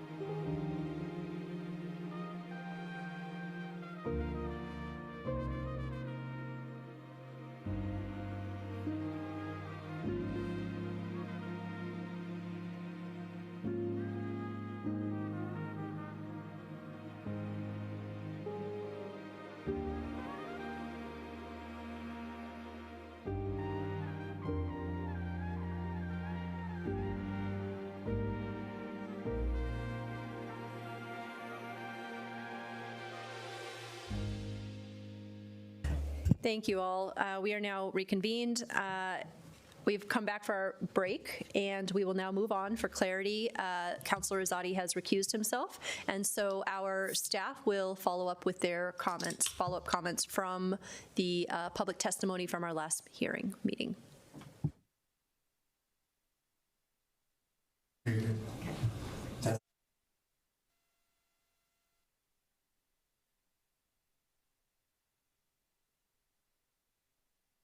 Giving the order of operations for tonight and staff's responses to the public comments. And we are here to answer any sort of questions or concerns that you may have as part of your council deliberation of this item. We don't have an additional presentation here this evening, but if I could please recommend that we pull up the presentation material from the January 12th meeting, just in case we need to go back to that during deliberation. It's on the computer in front of you. Great, thank you so much. So first, and this is probably the most critical item, with what is being deliberated on and voted on this evening, it is just the comprehensive plan amendment. So as stated at the very beginning of the presentations a couple weeks ago, a concept site plan was included to give kind of a general idea of what is driving this proposed comprehensive plan amendment change. However, that is not to be really taken into any sort of consideration on the details of what drives an approval or not of a comprehensive plan amendment. A major reason for that is because of the different types of material that we receive at different development application stages. For example, with a preliminary development plan and an official development plan, we get into more detailed environmental site analysis, traffic studies, site plan material that actually allow staff and yourselves to give a full informed decision on those projects. And the decision for a comprehensive plan amendment is restricted to the 10 criteria that are presented in the staff agenda memo. With that being said, I also want to give a couple of just technical clarifications on some of the comments that were made a couple weeks ago, starting with the differentiation between a zoning and a comprehensive plan amendment. For all intents and purposes, it's very understandable how those two items can be confused, but I do want to clarify on the record that this isn't a rezoning application before you. A rezoning would give a different classification from its current planned unit development to another, and this is staying as planned unit development, excuse me. As well, I wanted to clarify that there was a comment that the city shouldn't be selling this property. This isn't city-owned property. This is Jefferson County Public Schools owned property. And that the city is just here to see if the applications being brought before you meet our standards of approval consideration, as it is more or less being considered private property. And finally, on the note of the plutonium study and staff capacity, plutonium study is not part of staff's review of this project or any project that's within the city. We don't have a plutonium specialist on hand that looks into that detail.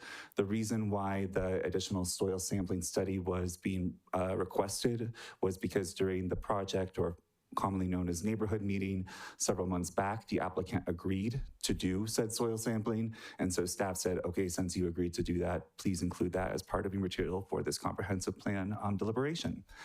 And that concludes staff comments. Thank you. Welcome. Thank you. Jeff Keeley with GMC Investments, Mayor Pro Tem. Councilors, thank you for having us again tonight. I'd like to go back to our previous meeting. We had a lot of questions from both the councilors and comments from our stakeholders and our neighbors.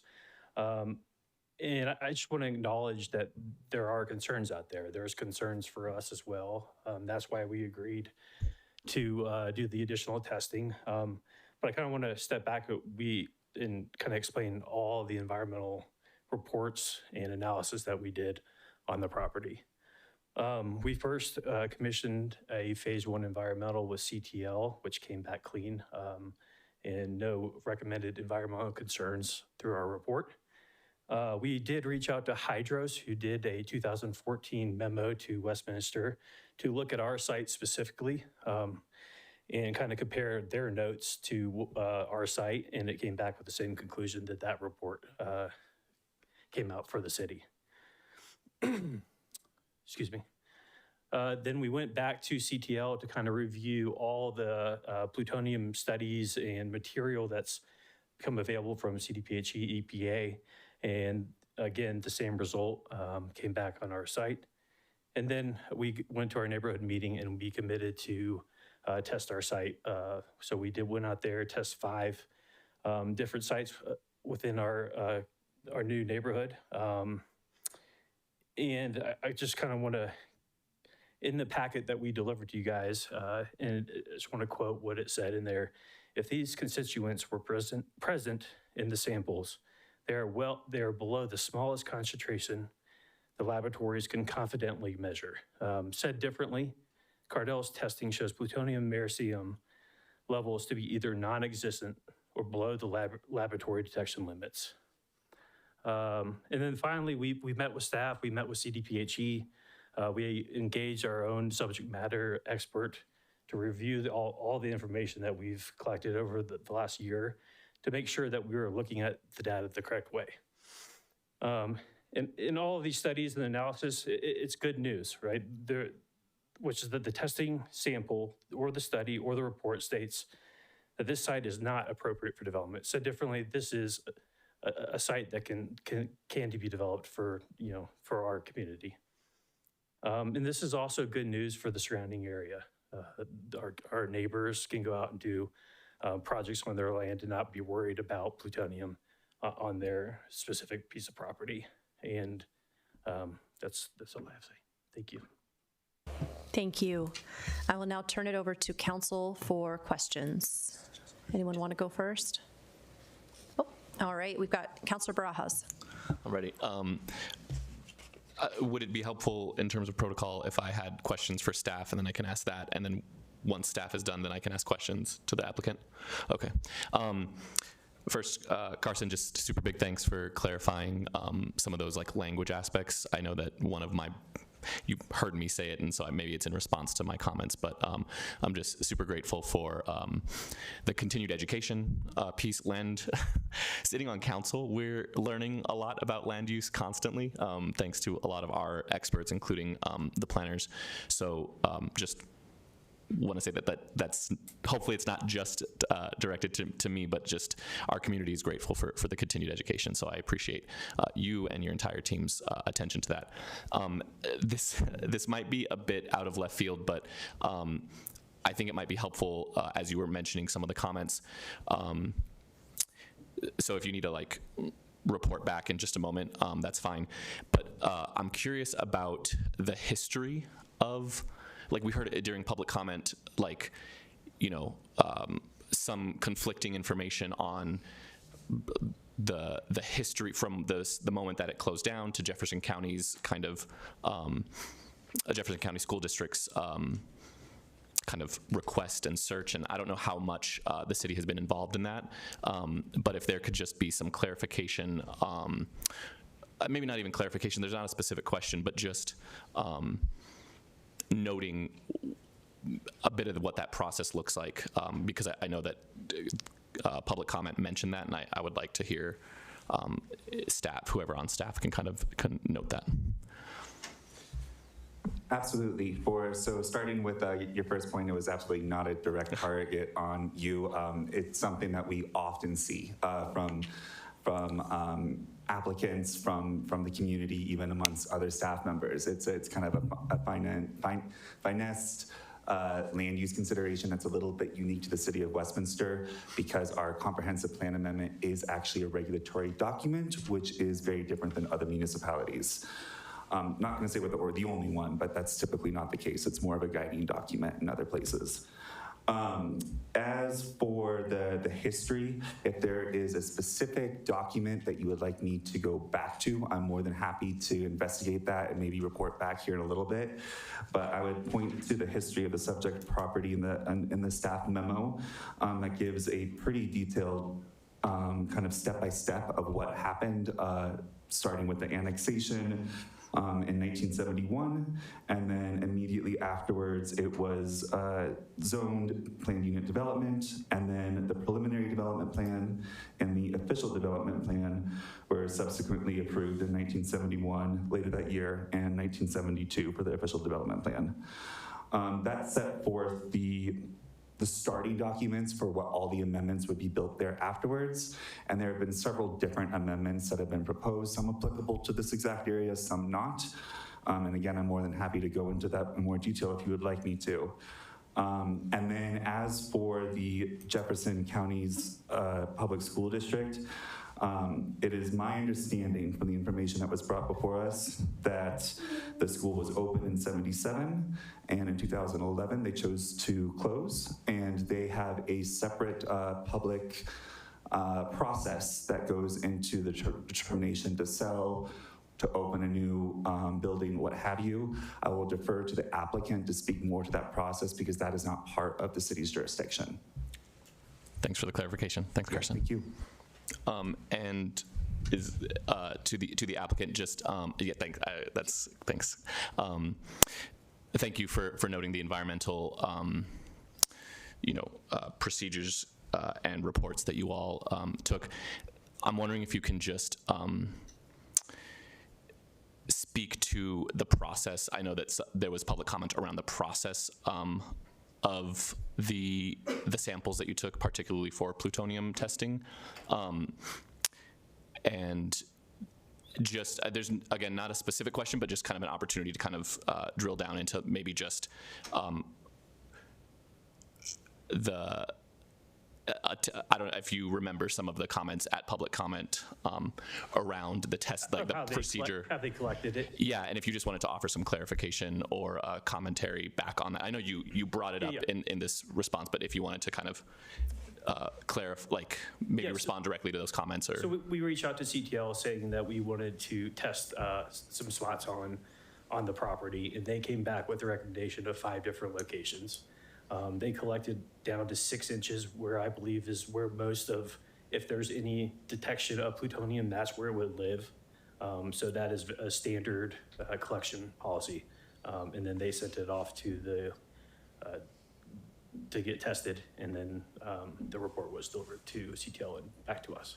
Okay, and so it wasn't. So this wasn't like just to clarify again for the record, this wasn't Carson employees doing the digging and sending it out, right? No, this was our hired environmental group that collected it. Thank you. Anyone else? Councilor Ireland? I have a comment on our question about, I did read an email about water pressure in the area. And did we look into that their water pressure's low in Kings Mill? They're worried about their sewer system.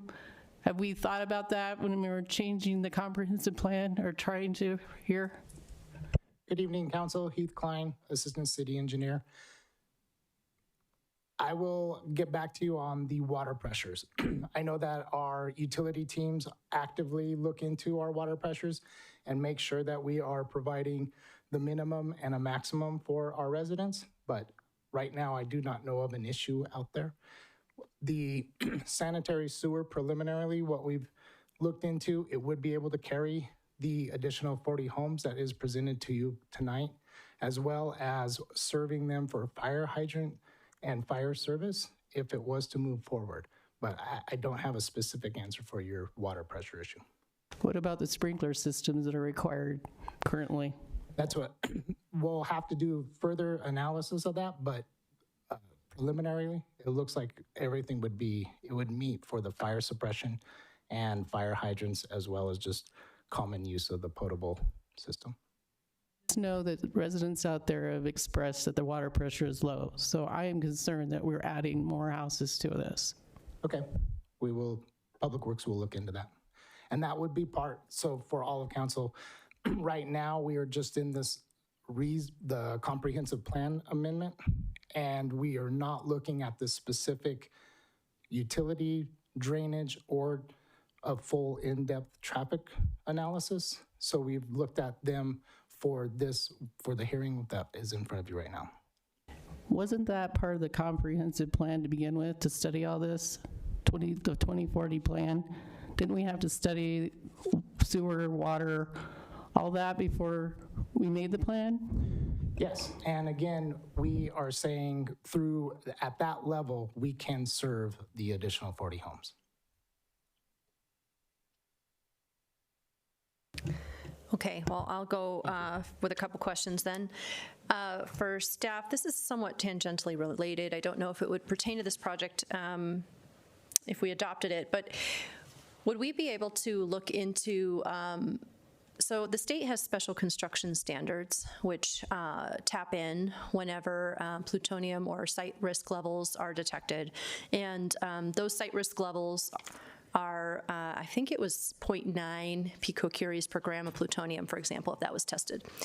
This site is 4.5 times lower than that, right? So it's not at all required. Our team went above and beyond. We know they did, and we're very grateful for that, for the transparency and the clarity and the willingness to go above and beyond for our community, so thank you. I'm wondering at a city level, maybe for a future discussion, if it would be possible we know that our community has some risks no matter where we develop, and there's a lot of uncertainty that lies with wherever we do construction. And so I realize that added costs and time are somewhat of a risk, but I'm also wondering if we could apply some lower special construction standards of our own for maybe everything we do, across the board. We could maybe take a look at that for future, if that's possible. And I'm talking just the basics that the state requires, such as wetting down a site frequently, wearing a mask, and wearing, the booties on the shoes so you don't track it out. Just something like that. Is that within our means?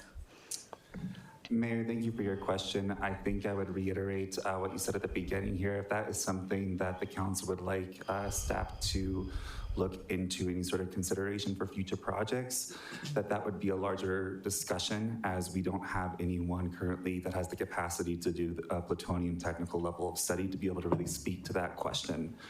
In regards to general construction concerns and environmental impacts, that would be part of the environmental site analysis that is done with the official development plan and the preliminary development plan amendment, so it wouldn't really be part of the comprehensive plan amendment anyhow. I hope that answers the question, but otherwise I will defer to the applicant if they have any sort of follow-up on the plutonium specifics. Thank you. If you would like to respond, sure. Yeah, I just want to add on what Carson said. In a future PDP, ODP, if that's something that we want to look into, that's absolutely, we will look into that at that future time. Thank you for being willing to work with us. And I realize that we're working on the comp plan tonight, but I also want to make sure that I recognize the concerns being thrown our way tonight and at the last hearing. And then I do have a different question, which is, why did the city not purchase the land when Jeffco Schools put it up for sale in 2023?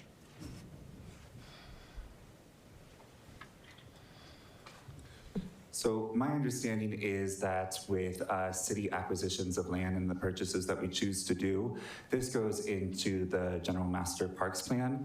And this plan has divided the city up into 4 different quadrants where they look at different items such as access to public features like open space, libraries, parks, etc. This is in a quadrant that is actually currently the highest served in the city of Westminster. And so when there was looking at priorities of where to apply the money for these purposes, it was lower on the priority compared to some of those other quadrants.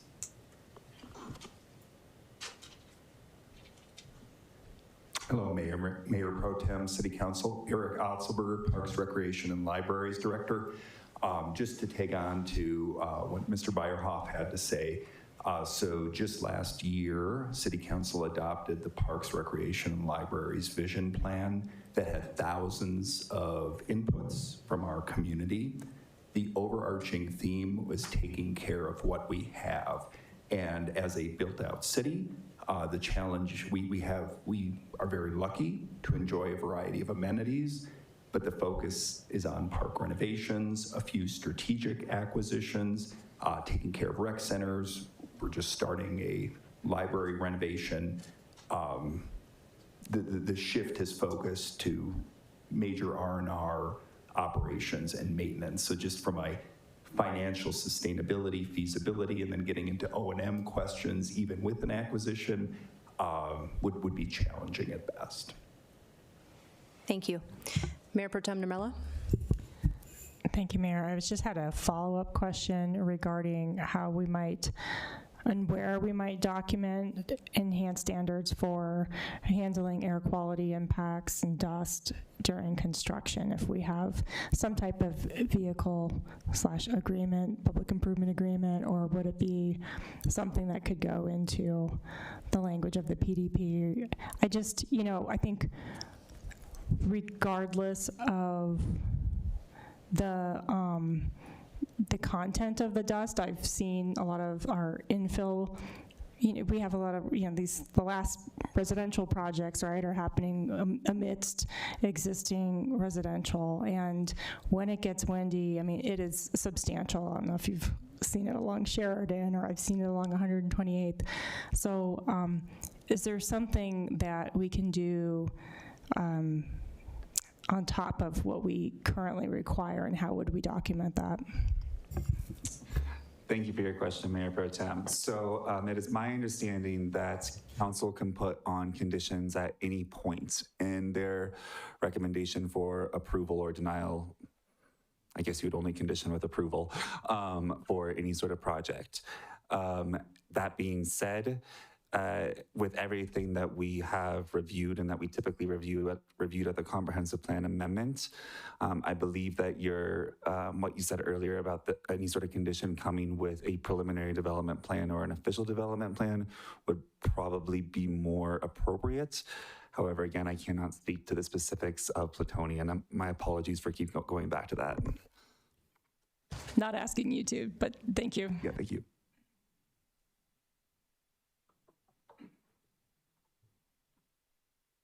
Mayor Pro Tem.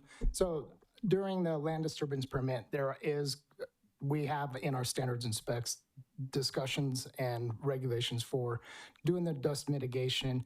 And with this particular project, if it does move forward, we can tighten that up and talk with the contractor and really ask them to wet it down a little bit more than on some of these other projects. But it would be most likely through our land disturbance permit, and might highlight it in the public improvement agreement, but it's usually through the construction plans. Okay, and then we can rely on maybe staff to help us figure out at what point we would ask for that as council in terms of, when the zoning would come back to us. Like with a PDP, like a condition, because Mr. Beyerhoff was mentioning conditions and such. We can add that as a condition on that, but I was just reiterating to the council that we do have standards and specifications that discuss the dust mitigation, and that's on every project. Some days it does dry out a little quicker, and there's different activities why you might see the dust cloud, but we do try to keep that all down, and it's through our standards and specs. Thank you. Thank you. And Mayor Pro Tem, so if I understand specifically your question, correct. So during the deliberation and recommendation, and determination of approval that you may have with the preliminary development plan or the official development plan, that's where a condition could be made saying that at the time of the land disturbance permit, X, Y, and Z must happen. That being said, it could also happen at tonight's consideration. It's just that doesn't seem to be appropriate with what we understand. Thank you. Seeing no more comments. Oh, come. Yes, welcome. Mayor, Mayor Pro Tem, councilors, on behalf of Cardell Homes, would like to thank you for your thoughtful consideration on this application. My name is Mike Newman. I'm the land development manager for Cardell Homes. And I'd be responsible for overseeing the selection of contractors and then managing the project. I have worked in Westminster before, and on behalf of the city, I want you to know that you have a staff and land development team that has the city's best interest in heart for sure. They run a very good operation. And that being said, when you go through the ODP process and we develop the site-specific construction plans, there is a plan that regulates how we control erosion, sediments, and air pollution. We just want to assure you that we will do everything in our power to make sure that we are in compliance with everything that is required of us. We understand that this is a very sensitive subject, and we want everybody to be safe as well during construction operations. Top of our agenda for every meeting, and we meet at least once weekly, often more often with the entire construction team. And first agenda is health and safety. So we take it very seriously, and we take all the requirements very seriously. We understand on big projects, you'll see them where dust does get kicked up. And we believe this is, being a small site, it's just 8 acres, that we will have a good opportunity to really control, especially the dust that comes up. And that'll be a top priority for us. So, thank you. Thank you. Any final thoughts from staff or the applicant? Okay. Any final council questions? I just want to apologize. I said Carson instead of Cardell, so I apologize that I can correct my statement for the public record. Cardell Homes. Thanks. Okay, thank you all so much. Seeing no more comments, I will now close the hearing at 9:10 p.m. Do I have a motion? Councillor Johnson. Thank you, Madam Mayor. I move to pass Councilors Bill number 2 on first reading to approve the comprehensive plan amendment from the former Zurger Elementary School site to change the current land use designation from public, quasi-public to residential low density, subject to the conditions set forth in the summary of staff recommendations presented. This recommendation is based on the finding that the comprehensive plan amendment complies with the criteria in section 11.521 of the Westminster Municipal Code. Councillor Hott. I second that vote. Second the motion. Thank you. Further discussion. Councillor Johnson. Thank you, Madam Mayor. And I appreciate everyone being out here, staff and the folks from Cardell being here tonight. And I also really want to express my appreciation to the folks that came out 2 weeks ago from the community who spoke to us about both in opposition and in support of this application. I read, we sat here, I took notes through the entire meeting. I read through the 300 pages of emails and proposals and all of the voicemails, and tried to take vigorous notes, not only about to help me make the decision tonight, but also moving forward about what the community in that area sees for the future of their community. And I wanted to lay on the record some of the reasons about why I will be voting, including laying out some of the criteria set forth in 11.521 and how I believe it meets that. Importantly, I think when we came to this council, it was very clear one of the reasons I'm sitting up here today is because we're a community in change. And while we don't necessarily have a lot more areas, open areas left to grow, we do have a lot of things in our community that are changing, which includes the need for housing for people in our community of all types. I think it's really important, and this council and my colleagues have all at various points, and myself included, expressed a need for housing that meets young families that want to come live in our city, a need for professionals who are moving to work in our city, a need for folks who are older to be able to downsize within our city or move within our city. And all of these require us to examine our city in a new way that we maybe didn't imagine back when we first passed this comprehensive plan. With these evolving needs, I think we also have to understand our regional needs, which include immense pressure for affordability of all types in our region, not only here in the city of Westminster, but for our neighbors in Broomfield, Arvada, Lakewood, Thornton, Commerce City, and of course Denver. And with these evolving needs, I see this both as a real opportunity, one, for us to do something good for our community, but two, to be an example. And so after I lay out some of the reasons in 11.521, I want to be clear about the expectations that I have going forward about the development of this site, so that when you come back, if this were to pass for a PDP and ODP, you understand where I'm coming from and the requests that I'm going to make. So in 11.521, as was mentioned before, there are 10 criteria that we choose to make this vote on. I believe that this proposed councilor's bill and this comprehensive plan amendment meet all 10 of these criteria. The proposed amendment is consistent with the vision that we have laid out in the comprehensive plan about this community, especially given the fact that Zerger Elementary is no longer being used, to no fault of this council or anyone in that community, and was not, never owned by the city, and as treated therefore as a private land transaction. It also serves a substantial public interest in the need for us to continue to develop homes that make homes more affordable and accessible for our community. I think that the application does a very good job of considering the nature and degree of the impact on the neighboring lands, and appreciate the concern that has been shown for protecting not only the conditions of the neighborhood and the integrity of the neighborhood, but also the integrity of the open space that neighbors this property and the open space that is included in this property. I think it is necessary in order to change what is a substantial change in condition of Zerger Elementary no longer being used in our community, and I believe that it is provides for the order physical growth of the city. This amendment also is an important public policy, which is the express public policy of housing affordability for this city, and I think that this type of development in this type of neighborhood will go at great lengths to improve the overall conditions for affordable housing in our community, not only for low income, but also for middle income families who want to live here in the city of Westminster.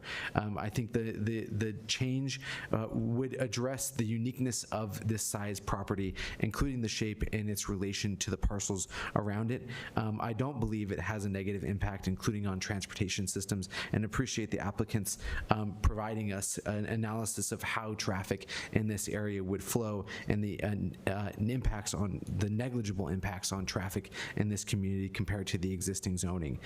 I don't believe it would negatively impact our neighbors, including the Department of Transportation, our school districts, or the airport. And finally, I want to emphasize that I think that this amendment has the opportunity to establish minimal environmental impacts if it is done right. So that being said, I will be a yes, but I think more importantly, the kind of conditions and expectations, obviously, that I cannot set on for you as an individual, but that I have as a counselor in my future vote. The first one is affordability. I understand that these are single-family homes, and so they're not meant to be dense, affordable housing units that are under 50 or 30% API.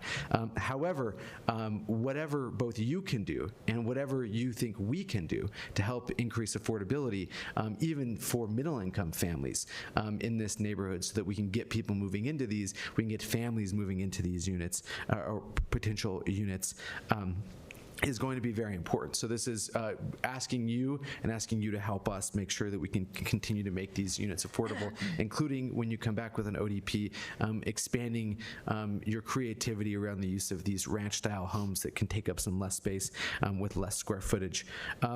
Important is open space. I think that was one of the one or two things that I heard more than anything else in the emails, comments, was protecting the integrity of that open space and making sure that the open space that you're giving back to the city as part of the developed land is harmonious with the existing open space, and that improvements that are made to that open space are improvements that the community wants. I think we heard about making that open space both traversable and also usable. community engagement. You've had many community meetings, and we appreciate that, and we appreciate the community that has come. I think you've gone beyond what is the minimum, but I want to encourage you to continue to go above and beyond what is the minimum requirements that we set to continue to engage the community about their ideas if this project were to move forward.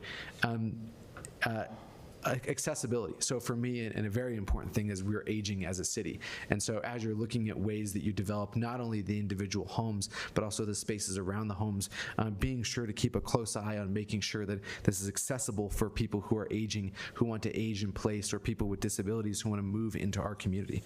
And finally, safety, and particularly around the issue of plutonium. I appreciate the studies that have been done, and also appreciate the concern of the community. I think living in the shadow of Rocky Flats will continue to live in the minds of everyone who both has lived there or moves there into that community. And so whether the plutonium levels rise or don't rise to the necessary requirements to do mitigation, I would appreciate, as you've mentioned tonight, extended efforts to mitigate the environmental impacts, including particularly to a comment made by Mr. Bland, who came here and testified around some of the potential air pollutants that will come up as related to dust mitigation. And so we'll be looking forward to, if this were to pass, a PDP and ODP that really examine how we can go above and beyond to make the community not only safe, but feel safe if a project were to move forward.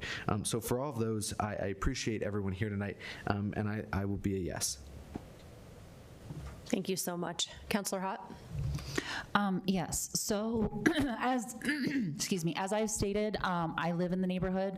My children actually attended Zerger Elementary, and in fact, they were attending Zerger Elementary when it was shut down, and so they were displaced and had to go to another elementary school. So this is very personal to me, but that being said, this isn't a regular vote. That's why it's called a hearing. This is quasi-judicial. So no matter what my personal feelings are, that it cannot be taken into evidence legally. And we have in our Westminster Municipal Code our standards for approval of land use plan amendments, and that is 11-5-21. Section A has to do with the submittal and review. Section B has to do with, it says, in reviewing an application for an amendment to the land use plan, the following criteria should be considered. It's not enough for me to say that I think that it generally applies or generally doesn't apply, because that's not a comment that can hold up in court. So I would like to go through and where I have noted in our municipal code and our comp plan amendment criteria. So the first comp plan amendment criteria is the proposed amendment is consistent with the vision, intent, and applicable policies of the comprehensive plan and other adopted plans, policies, and guidelines. And yes, it's a property that has been vacant for 15 years, and it is surrounded by low-density residential and has connectivity to parks, trails, and open space. Vacant properties invite crime, and this will revitalize an area that currently invites potential problems. 2, the proposed amendment serves a substantial public purpose and will not be substantially detrimental to the surrounding lands. Yes, right now, Jefferson County Public Schools is paying to maintain a vacant property, which is money that could be and should be spent on our students. Every dollar that is currently being spent on that building, it's being taken away from our children. Number 3, the proposed amendment shall consider the nature and degree of impacts on neighboring lands. Individual parcels or groups of parcels shall not be subject to the change in land use in such a way that the new designation is substantially inconsistent with the uses of the surrounding area. As low density residential surrounds it, making it low density residential, it couldn't be more consistent with the surrounding area. Number 4, the proposed amendment is necessary in order to address substantially changed conditions in the immediate area of the subject tract since adoption of the land use plan or an error contained in the document. Yes, unfortunately, conditions have changed with decreasing enrollment. More and more schools are closing. This building has been vacant for so long it would take millions of dollars to be usable. It's an unusable building, and a school isn't feasible anymore based on enrollment. Number 5, the proposed amendment provides for the orderly physical growth of the city. It's the same land use as the surrounding neighborhoods, and so it couldn't be more orderly. Number 6, the proposed amendment furthers an important public policy, including but not limited to a need for affordable housing, protection of historic resources, preservation of open space, or reduction in water demand by virtue of a different land use category. More housing leads to more affordable housing, and Kings Mill Park is being expanded. Number 7, the proposed amendment is appropriate in order to address a uniqueness in size, shape, and character of the parcel in relation to neighboring lands. Proof that a small parcel is unsuitable for use as presently designed or that there have been substantial changes in the immediate area may justify an amendment subject to evidence furnished by the applicant. Yes, it is unique as a small infill parcel in the middle of a low-density residential area. The school has been permanently closed, and it is already adjacent to utilities and services. And then number 8, the proposed amendment will not negatively impact the transportation system, drainage, water and sewer infrastructure, water supply,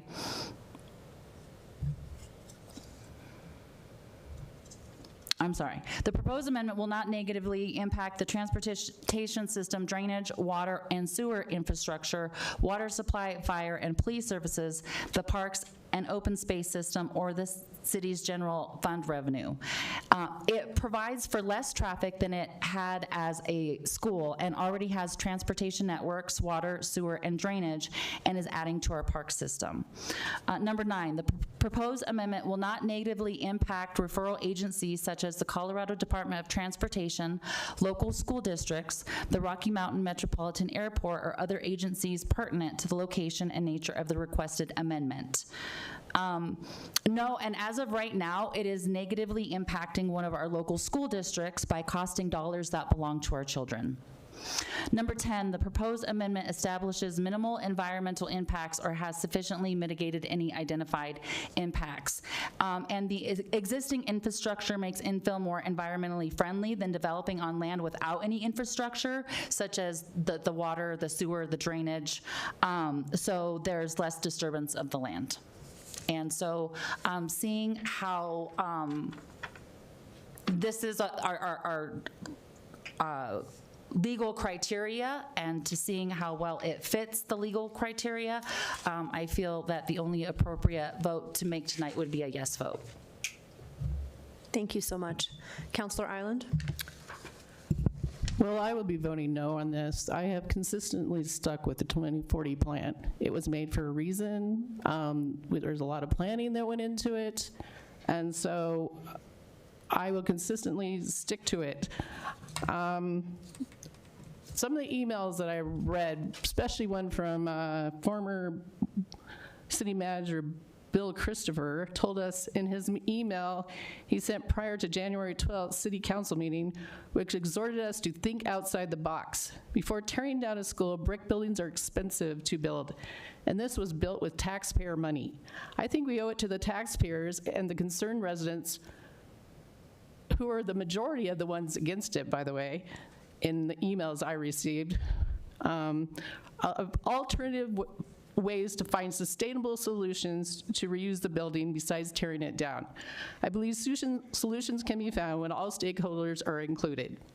Also, in concerning the plutonium, the Kings Mill neighborhood King neighborhood's homes were part of a downwind settlement because of the proximity to Rocky Flats nuclear facility. Without independent, thorough testing for many locations and depths of dirt, on this proposed construction site, I cannot safely say that it is safe to move dust around out there.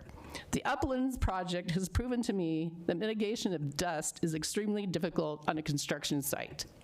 We have had many complaints about dust, and I don't believe that we have mitigated that at all. And I doubt that we can do it here either, so I will be voting no. Thank you. Thank you, Councilor. Mayor Pro Tem Nermella. All right, thank you. We did receive a ton of public input and, in support and against this development.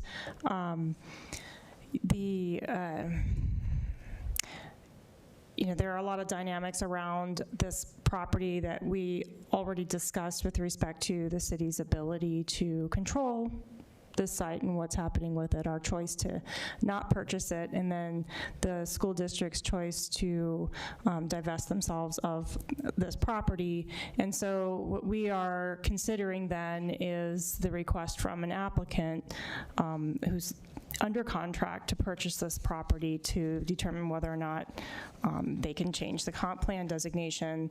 The comp plan designation, was completed at a time when the school was active and then carried forward in subsequent updates.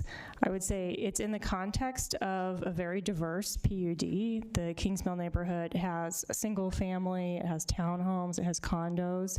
And so while these, the density of these units is slightly more dense than these direct adjacent single-family homes, it is harmonious with the overall nature of the neighborhood and the development, even though we've seen just a concept plan, is hopefully going to only, one, fold into the character of the surrounding development, but also look to maintain and expand the Kings Mill Park. I know that we had some folks that were concerned about the park actually being redeveloped. I just want to underline that park is city-owned, and that's not something that is going to be redeveloped. It's only the school site just to the north of the park. So I won't go through every single criteria, but I'll just highlight the fact that this is the proposed use that we are considering is consistent with the vision of the comprehensive plan in terms of creating well thought out, walkable, beautiful neighborhoods, and that this is serving a public purpose in that we are addressing a vacant property for our neighborhood. And I think the trail component that will be included as part of, is one of the conditions of the comp plan, I think is also very relevant to a lot of the concerns that the community has expressed, not only in community meetings, but in their public input.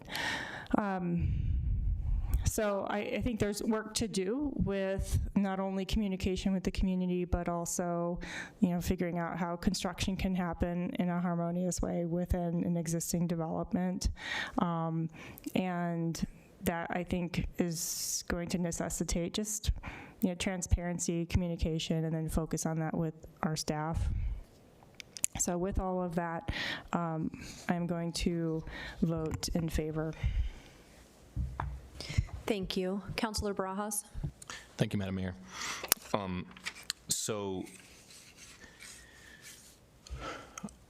I haven't I've been thinking about this a lot, and I haven't slept really. So I'm grateful that we're engaging in this now. I've been learning a lot about land use. Been being educated by our city staff, and I'm grateful for council referencing the standards for approval. This is what we are legally bound by, and in going through it, that's the excuse me, that's the scope of what we're making decisions on today. And so in going through that, and like Mayor Pro Tem, I'm not going to speak to every guideline, but I do want to, I do want to read certain standards that I believe were brought up and engage in the evidence that we have provided via public comment and that was provided within this hearing as well. Particularly, the proposed amendment shall consider the nature and degree of impacts on neighboring lands. Individual parcels or group of parcels shall not be subject to a change in land use in such a way that the new designation is substantially inconsistent with the uses of the surrounding area. We heard comments and I've been advised also that the proposed plan is not part of evidence since that falls outside the scope of what this is. We are looking at just the comp plan amendment, and the comp plan amendment would kind of visually, it was the yellow designation. It would be low density housing, which would match the neighboring lands, kind of word for word on that. Number 8, the proposed amendment will not negatively impact the transportation system, drainage, water, and sewer infrastructure, water supply, fire, and police services, the parks and open space system, or the city's general fund revenue. We heard from city engineers today on their general approval, and this is a continued factor that will be like continued through the PUD and OPD process. Also, the study, I can't name all the studies that were in this, but the transportation study seeing that this would be lower impact, not a higher impact. So if we kept this designation the same and the school reopened, it would be a higher impact than changing this amendment to include housing. And finally, the proposed amendment establishes minimal environmental impacts or has sufficiently mitigated any identified impacts. I mentioned before my background in science, and I cannot overstate the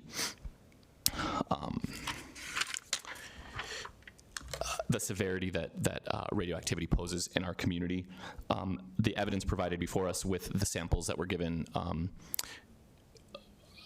looking at the evidence, if I were to say that poses a danger, it would be like a factual lie that wouldn't hold up in court. So for the evidence given in front of us, the 0.09 picocuries that falls even within a standard deviation of the actual background is not substantial enough for me to be able to confidently say that this is something that will have a negative environmental impact. That the numbers just don't support my concern, though I guess, so that's kind of where I want to end with the criteria. Stepping back, I do want to say, outside of my decision, I am grateful that the applicant is willing to engage in a deeper, more thoughtful process around environmental concerns. Sorry, I should mention for the record. So for the reasons stated before, that's why I will be voting yes. But outside of that, kind of for the continued journey down the line, I'm grateful for the attention to the environmental impact. I am deeply curious about ways that we can continue to engage environmental safety protocols while also keeping costs down. I know that every kind of ask that we have is just a continued mark price up for the eventual units that will be sold for the developer. And while I hold both to high regard, and I'm not a developer, so I don't really know how to engage with that. But the health concerns for the community are important, as I mentioned, particularly a continued look at mitigation and study. But I do understand that as we ask more and more from you, from the applicant, throughout this process, that would increase the end cost for each unit.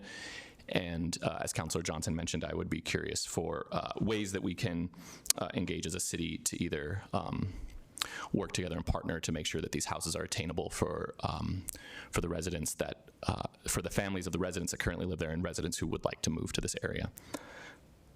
Thank you. Thank you. Thank you to both our staff and the applicant for your due diligence and really being thorough, as this has been such a large issue that is so meaningful and impactful to our community.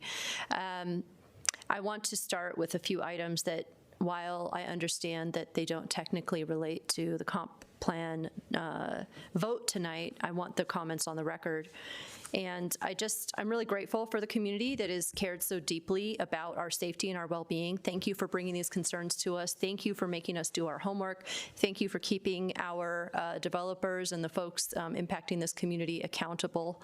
I also want to address, in this, a couple of the things I heard from the public hearing testimony last time, and that is that the site, there's a real big ask, and I feel this in my heart because I would love to see a community center. Why can we not get a community center out of this?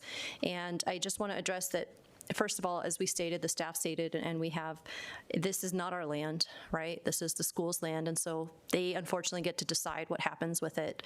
And the building itself is not reusable. It's not in a state that we could use. It's falling apart.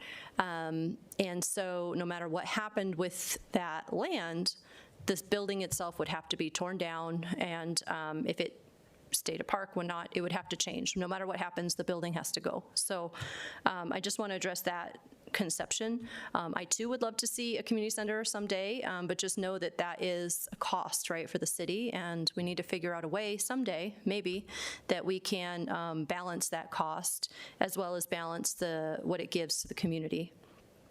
And then I heard, and thank you, Mr. Gary Bland, for being here, but I heard some concerns about an auger being used for the testing, and I myself has faced some skepticism about testing in the past. But that was by the DOE. So this is a trusted private partner. It is a third-party vendor that did the work. And CTL Thompson, they used a hand auger, and that is a suitable tool for samples up to 20 feet deep. And so I just want to correct some misconceptions that I didn't hear so far from either side. It is a suitable tool, and they did their homework, and they already did go above and beyond for our community by testing and doing an ESA phase 1 when that was not required, which we as a city cannot demand of all of our developers. We just can't. And so I'm really grateful for that. They did their due diligence. And then they found, our community, everywhere in our community has background radiation. And I really appreciate the gentleman who was here at our last hearing. He quoted my own quote back at me, which is, there are no safe levels of plutonium. The words are escaping me now. There are only legal limits, right? And unfortunately for me, the Colorado Sun, it happens sometimes, they misattributed that quote to the PSR board, which I am on, but I was sitting here on the dais when I said that. So I understand that, and I recognize that, and I take this issue extremely seriously. And so when folks come and say there might be plutonium at a site, I believe it is my due diligence to the community to make sure that I understand what that means. The samples showed that what was found was higher than background radiation, but the sample tested, as was said earlier, was so low that it was difficult to detect. And the highest sample was 0.198 picocuries per gram. And that is 4.5 times lower than the state's requirement to use safety construction standards. And so the safety constructions, like I said, those standards start at 0.9. We're at 0.198. And while we can't guarantee the same thing everywhere, we did conduct at least 5 samples, which is much larger than the 3 we were talking about last year at the Indiana Bridge site, which was a much larger landmass. And so I think we've done a good job of due diligence, and that's why I'm really hoping that we can move forward as a city and as a partner here with Cardell with really doing our due diligence no matter what, because I think that all of Westminster, as was mentioned by Councillor Johnson, we have a history to contend with, and we owe our safety and due diligence to everyone in the city. And I think that we have standards that we can put in place, and we often already do in place, as I've heard from our team. And we can ensure that we're going above and beyond at every measure, and I think we have gone above and beyond here. And so thank you for that. So those are just some items I wanted to address because I think there's a misconception here that we're facing the same thing or the same argument that we did last summer, and this is very different. That's what I want to be noted. This is very, very different.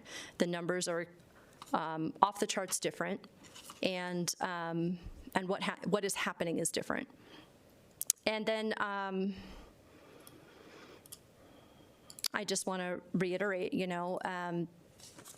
this is really the school's decision to go into a contract with a vendor who met their needs. And so it's really our decision just to decide whether or not this comp plan meets the vision of that neighborhood. That's really all I can do today is decide, whether this meets that need. And as other counselors have very thoroughly gone through, it does meet the vision of that neighborhood. It's a low-density residential, and it, I could push. I really do want affordable housing. I could push for density, but we're not going to do that. So I just want to say, we're looking for low density. We're trying to be somewhat easy to work with here, and I'm really grateful that we did the transit study. It's going to be less traffic than if it were a community center. So that's really good news. And it will, as Councillor Hott mentioned, it will benefit our local schools because this is a burden we need to get off of Jeffco schools. They are paying a financial debt for this land. And so for those reasons and for because we have addressed, our partner here has addressed the environmental impacts, and they have worked to mitigate where they can, and they are willing to be a good partner with us going forward in that mitigation. I will be voting yes. Roll call vote, please. Councillor Hott. Yes. Councillor Ireland. No. Councillor Johnson. Yes. Mayor Pro Tem Nermella. Yes. Councillor Barajas. Yes. Mayor Carmelia. Yes. And that's it. The motion passes on a 5-1 vote. Thank you. We will now move on to, we have no old business, and we have no, yes, forgive me. We need a 5-minute break. Let's add Councillor Rosati back to our panel.